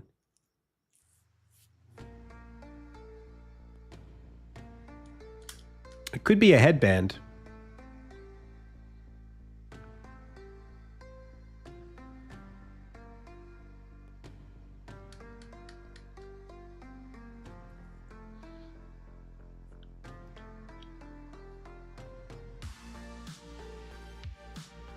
Or maybe it's an earring.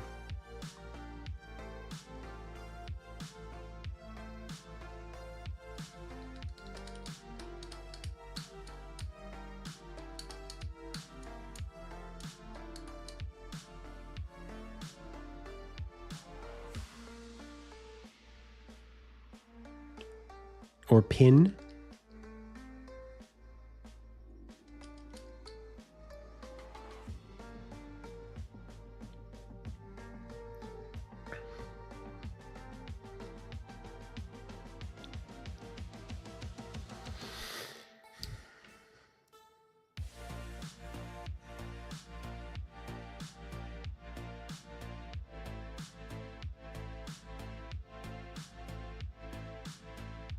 Bracelet's pretty good.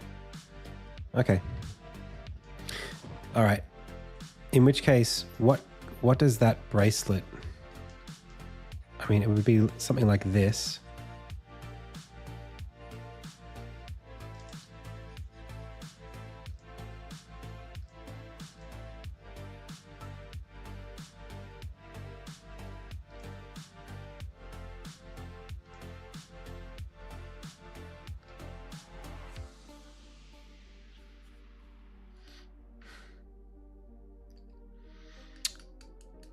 Nah, at this stage, they're going to be whatever they are.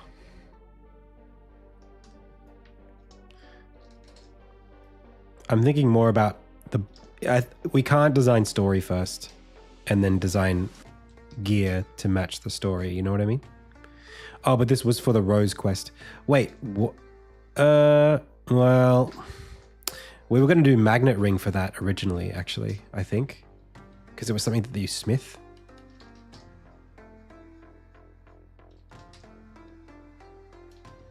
Maybe it's like got... Now this will be a 1x1. Well, it's kind of like the magnet ring now. Well, we could still have the Rose quest give you the design for the magnet ring. There's nothing wrong with that.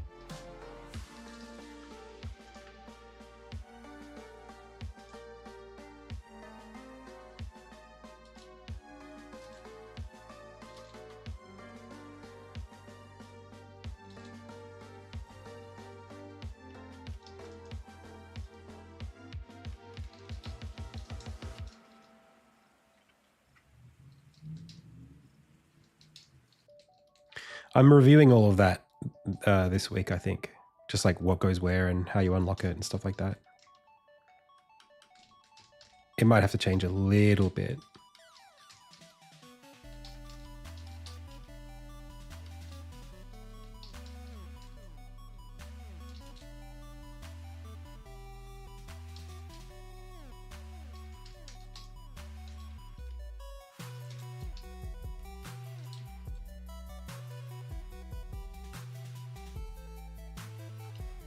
And maybe some like...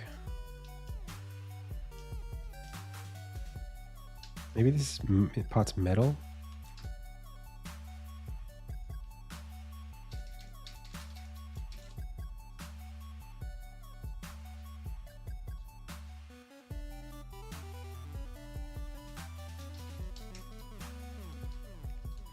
Just like something kind of ornate. Not necessarily, it doesn't have a crystal or anything in it. It's just like a pretty pattern.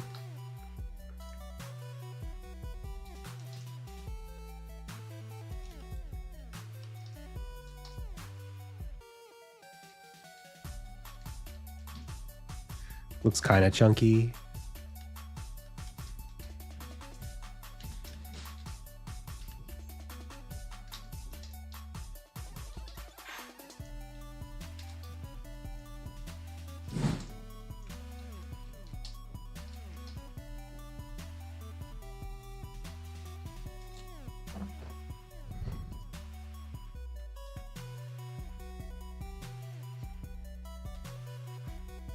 Hello. How was your first day at school? I didn't do anything. You okay? Feeling good? Yeah. That's how I want it. How did it seem like the job's going to be like really busy or? Yeah, I think it will be busy eventually when I get Yeah. to know what I'm doing. Okay. Yeah. Well, you're home pretty early compared to last job. Yeah. How's the office? You're on mic, so It's nice. don't dox it, but yeah? Cool. Is there dinner? We have it. I haven't started it or anything. With steak and Yep. I'm hungry. Cool.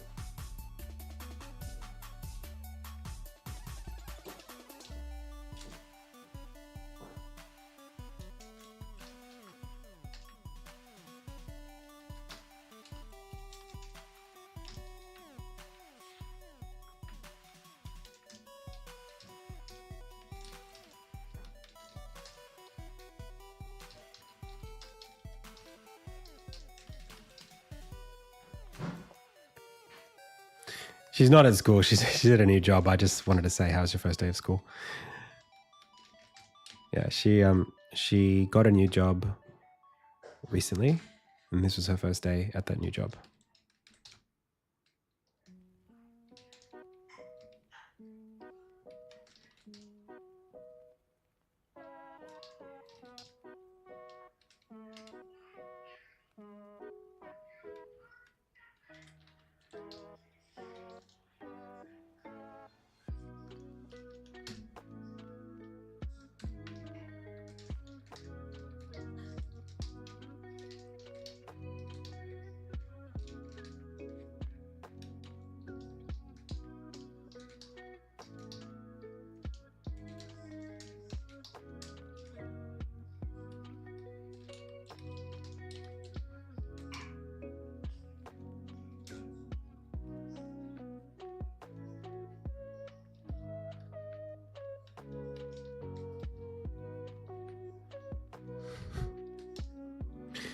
Yeah, I bought some steak, so we'll be having that tonight.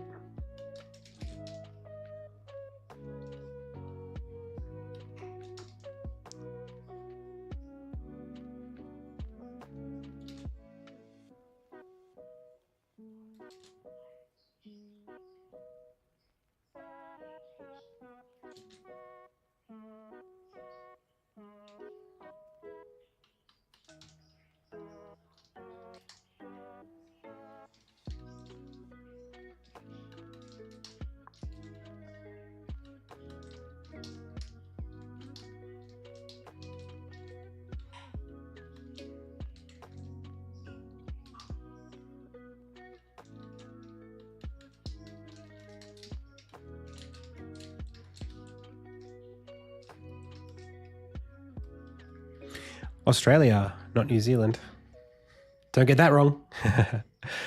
Yeah, Aussie. I think people hear my accent sometimes and just get a bit confused because it's so metropolitan. It's so city. But this is a Sydney accent. Particularly, it's kind of like a hybrid inner western Sydney accent. Like an educated Western Sydney accent.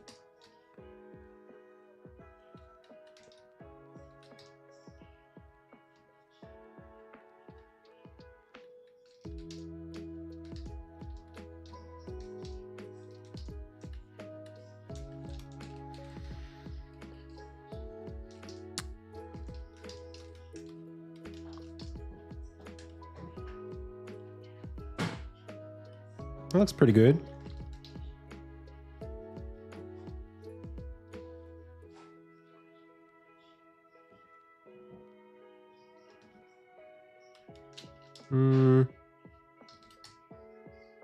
Not bad.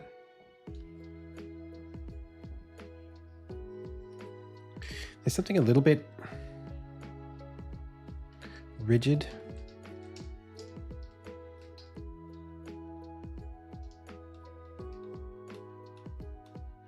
That didn't help.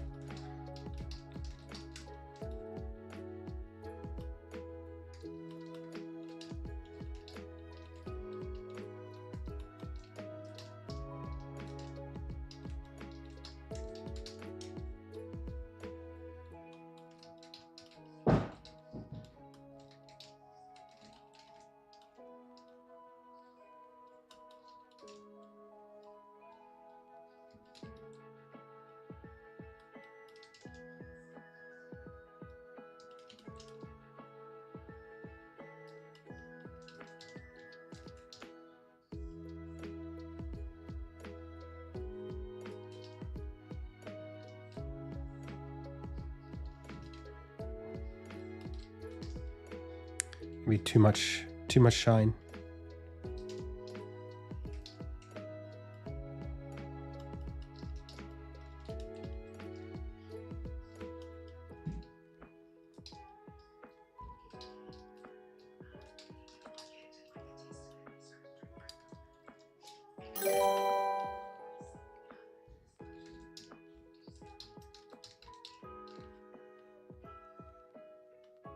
That'll do.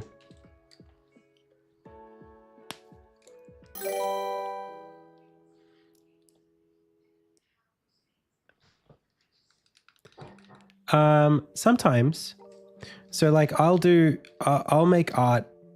The way that I'm doing this now, I like to just mold it and just see if I can get there. It's such a small piece of art that it doesn't really need to be concepted first.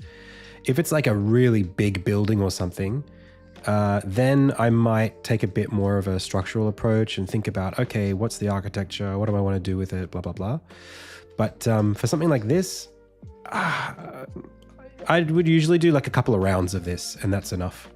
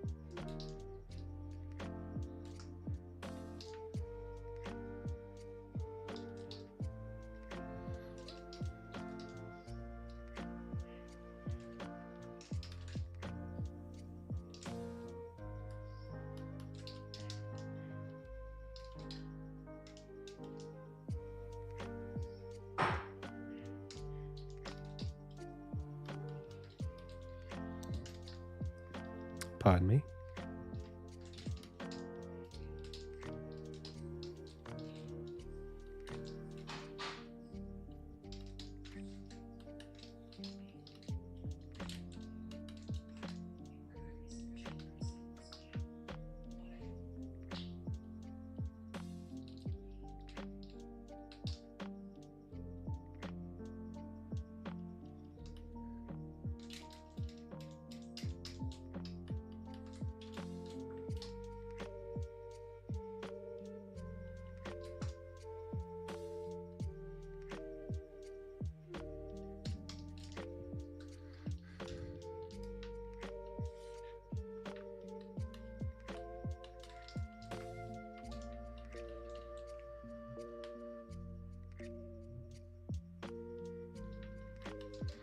That doesn't look very good.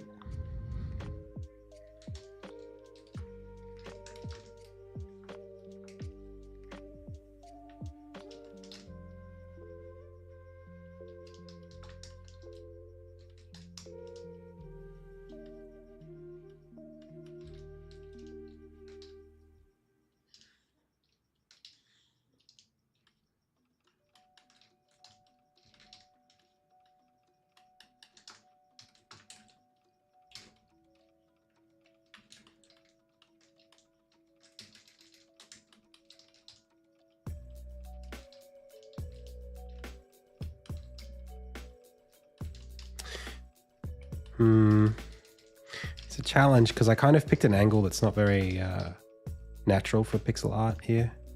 For like, it's not like isometric. It's just like an angle.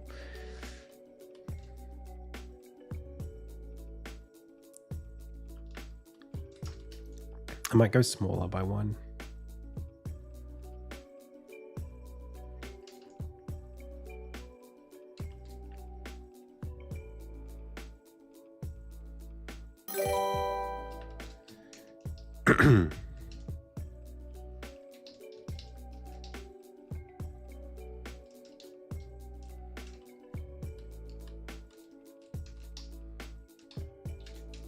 You can usually get away with this, but maybe not this time. Well, it's not bad.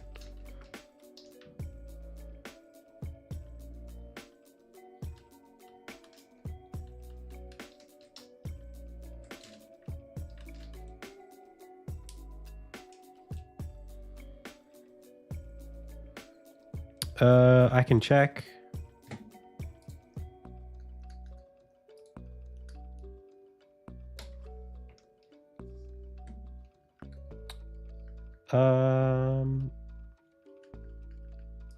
Accents are paused.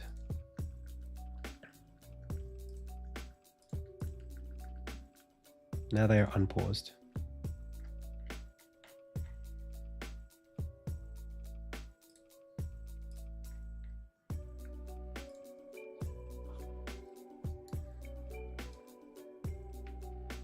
The 3 color sliders below the color wheel. This? I'm not sure what you mean. This is just, if you go to this, these are the options. From this to that changes what you see here.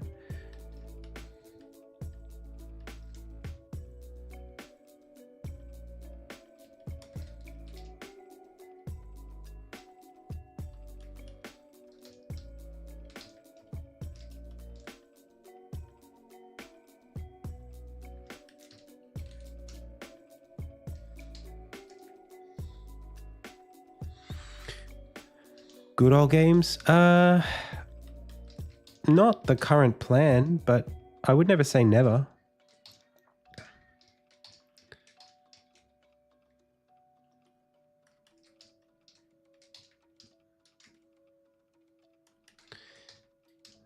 I think it's important to have focus in marketing. So I wouldn't just put it everywhere and just be like, well, now it's out. Everyone go get it wherever you buy games. At least I don't have any reason to suspect that that would be a good method. It might be. I don't really know. It feels like it's not a strong solution or like a approach, but I don't know. I guess that's just my bias.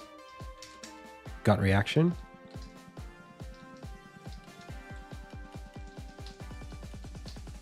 I mean, people do that with podcasts, don't they? I think there's something about exclusivity on a platform which creates some... I don't know if it creates demand, but... I don't know, I guess. That's pretty good there.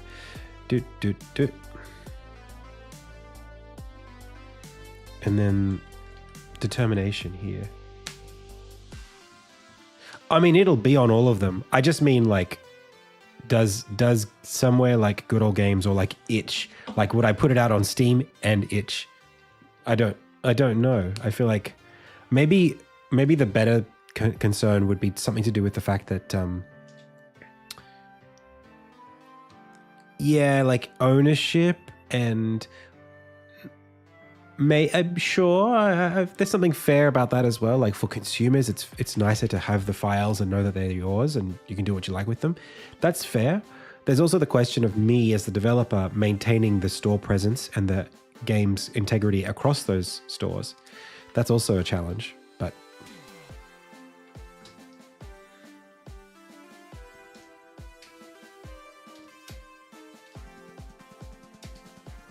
there's a few considerations there.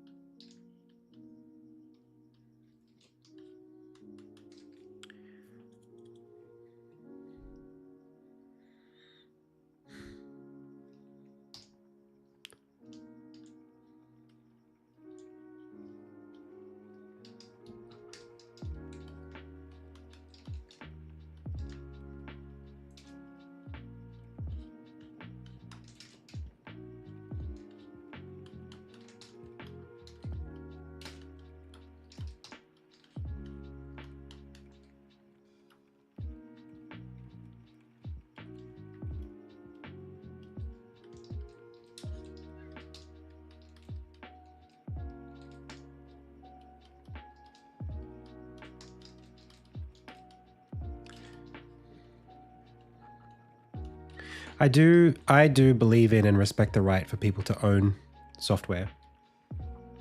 Hey, Wanderer of Landavu. Advice for game devs with mental health problems, such as OCD. Do you know, I spent the last week considering whether or not I have OCD. Seriously considering it, like it's something that I'm talking about with my psychologist. I got really defensive about it, actually, with my wife afterward. It was a problem. So you maybe you're lucky. Maybe you're asking the right person.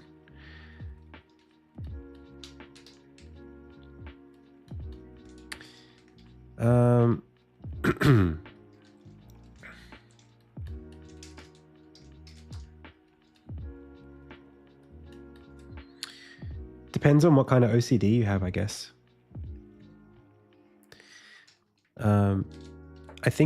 I think my biggest issue when it comes to my work is just how much intellectualizing is necessary to do the work, and that when I am intellectualizing, sometimes I get punished for doing so.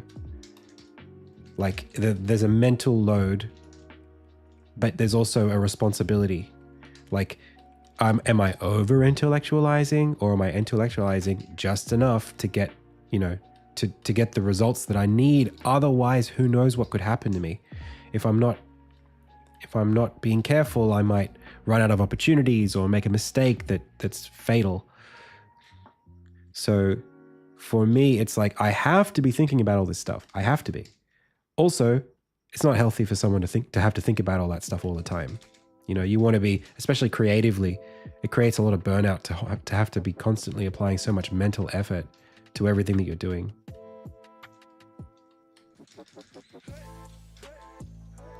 So I totally get that.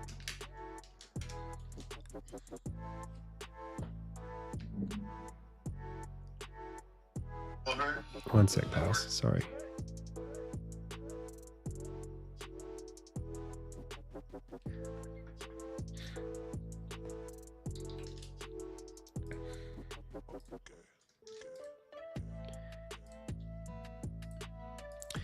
I sometimes wonder if, like, I've sort of contemplated whether or not I like have OCD or like have had to develop OCD like tendencies. You know, but then I wonder if there's a difference ultimately. Like, it's just is it a nature versus nurture question, or is it like, does it matter?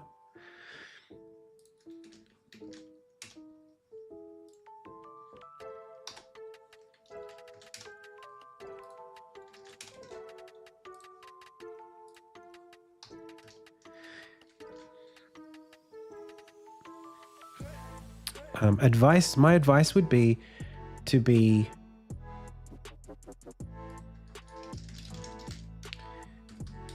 compassionate first. There's a lot of the things that I've been going through have to do with confidence.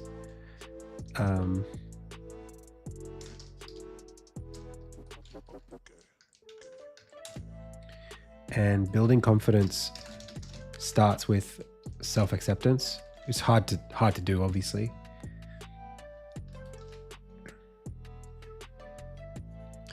But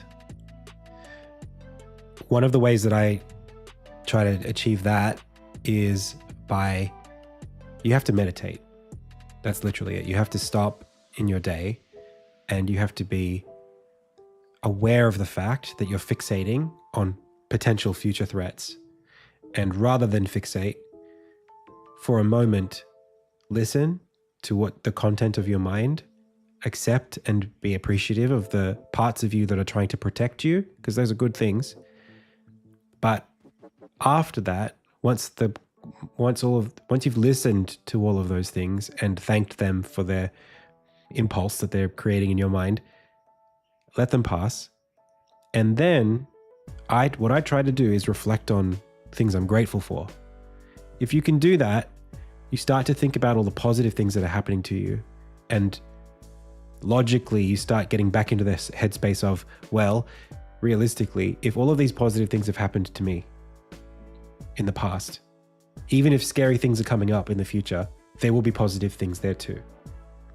So it's about like, yeah, it's about identifying that bias, not judging it. You can't hate it. It's part of you. It's protecting you, but gently balancing it out with the thoughts that you intellectually know you should probably be thinking about as well, the positive things.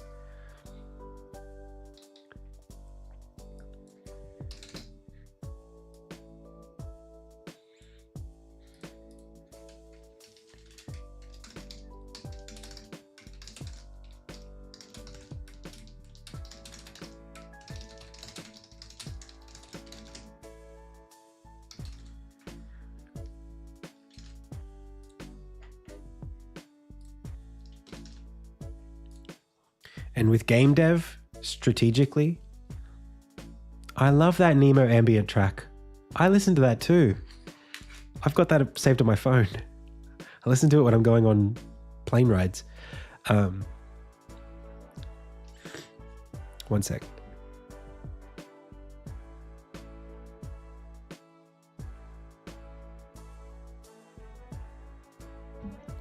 Yeah, I would say like, again, starting small and keeping the risk low is a great way to manage that as a game dev. Don't aim so high.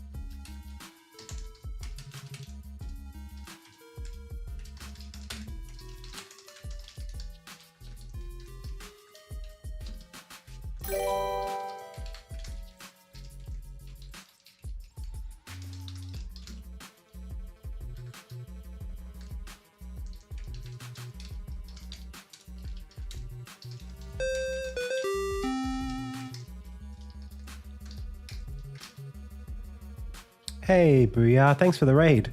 Welcome. 99, that's a big raid.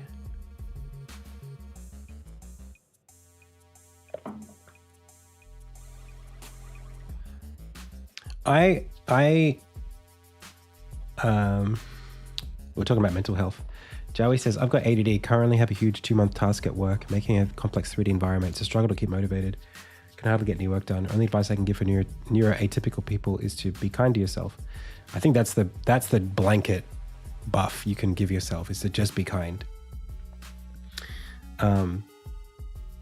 Hey, Tensleif. Leif. Yeah. I'm happy to. I personally, I'm like sort of on the pathway towards, I don't know, some kind of diagnosis. Or at least just understanding myself better. The current things that I think are worthwhile to look into for me would be like autism spectrum.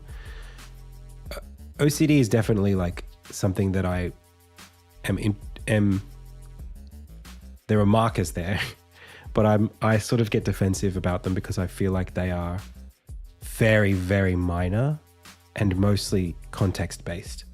So like when I'm feeling extreme stress, I exhibit certain behaviors or emotional triggers, but not in my day to day. I don't really have OCD kind of like, I don't have like many intrusive thoughts, or I don't have like compulsions that I have to do, or rituals, anything like that. So I'm sort of grateful that I don't have to deal with that kind of thing, because I know that can be really tough too.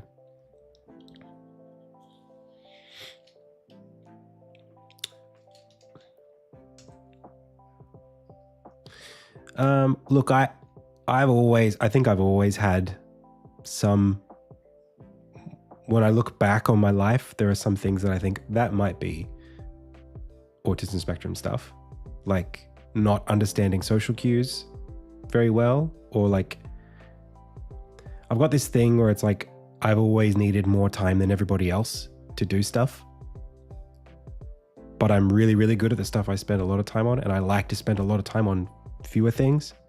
There's just stuff like that that's, you know, could be nothing, but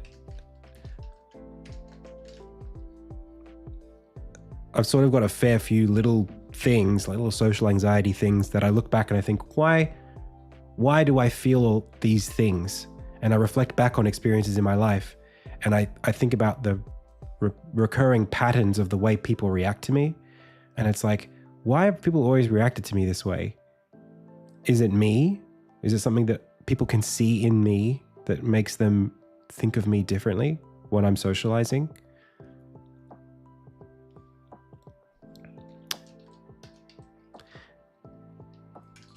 Yeah, I'm not really like solid, like sold on there being any specific thing, but I do feel much more comfortable with who I am if I can accept some of these things as being my nature. I guess that's the most gentle thing I can say about it. Because I really try really hard. I have tried very hard in my life to like be someone other people don't think is weird. And I wonder like, why is that? Why do I have to try that hard? Most people don't think that hard about that kind of thing.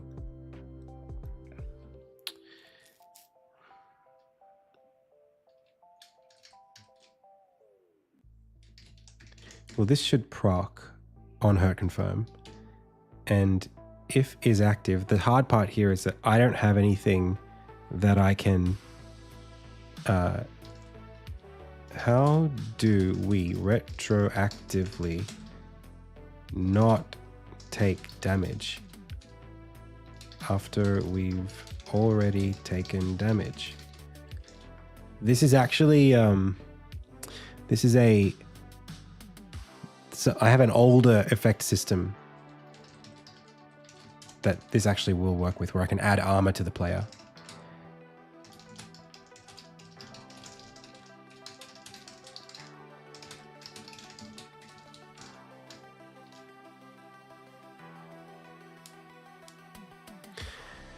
All right. Well, I gotta go, pals. It was fun. Let me just quickly pop this into the game, and then we'll try it once. And if it looks good, we'll move on.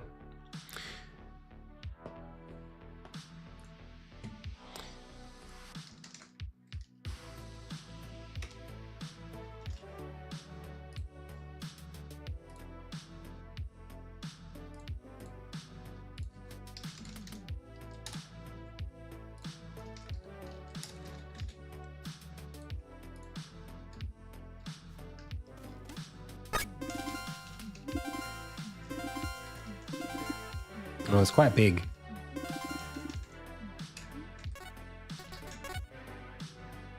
That's probably too big. But that looks good.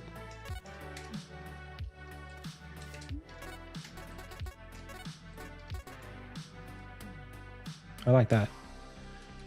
And then the effect looks good too. In the top. It's like a steel sigil. Maybe it could be gold. I don't mind it. Cool. So the only thing I needed to change was this was just too big. Which is interesting because it's not, is that not 18 by 18? Oh, it's 20 by 20. It's literally too big in both dimensions.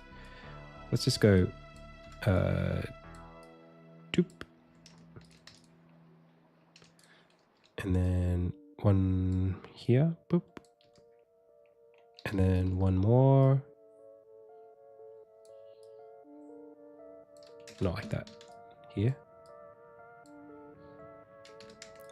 Not amazing.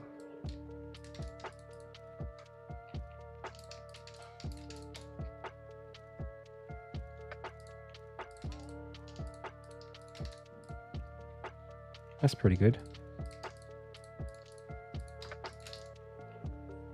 Yeah. Much better.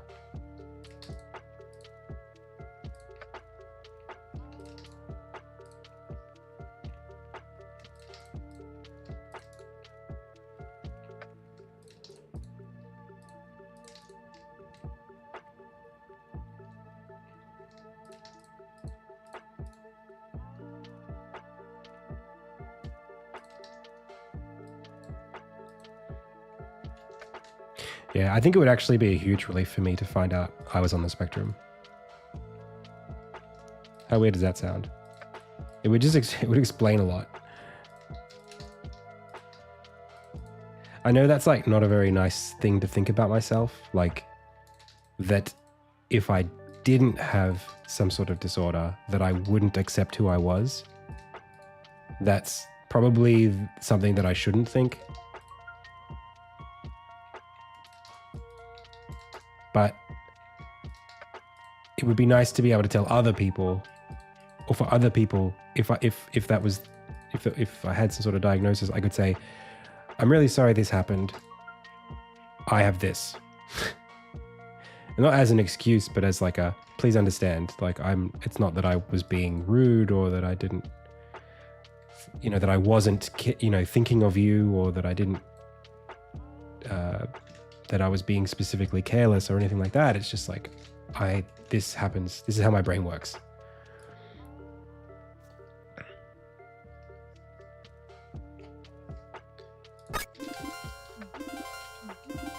Please be patient with me. That's really it. Please be patient. That's the one. All right, I gotta go, pals. That's it. That's the stream. It was good fun. We'll come back tomorrow and we'll be more productivity focused, hopefully. It's 6:49, which is right there. I had one more item that I didn't put in here, so this was like mugger ring big sprite and effect.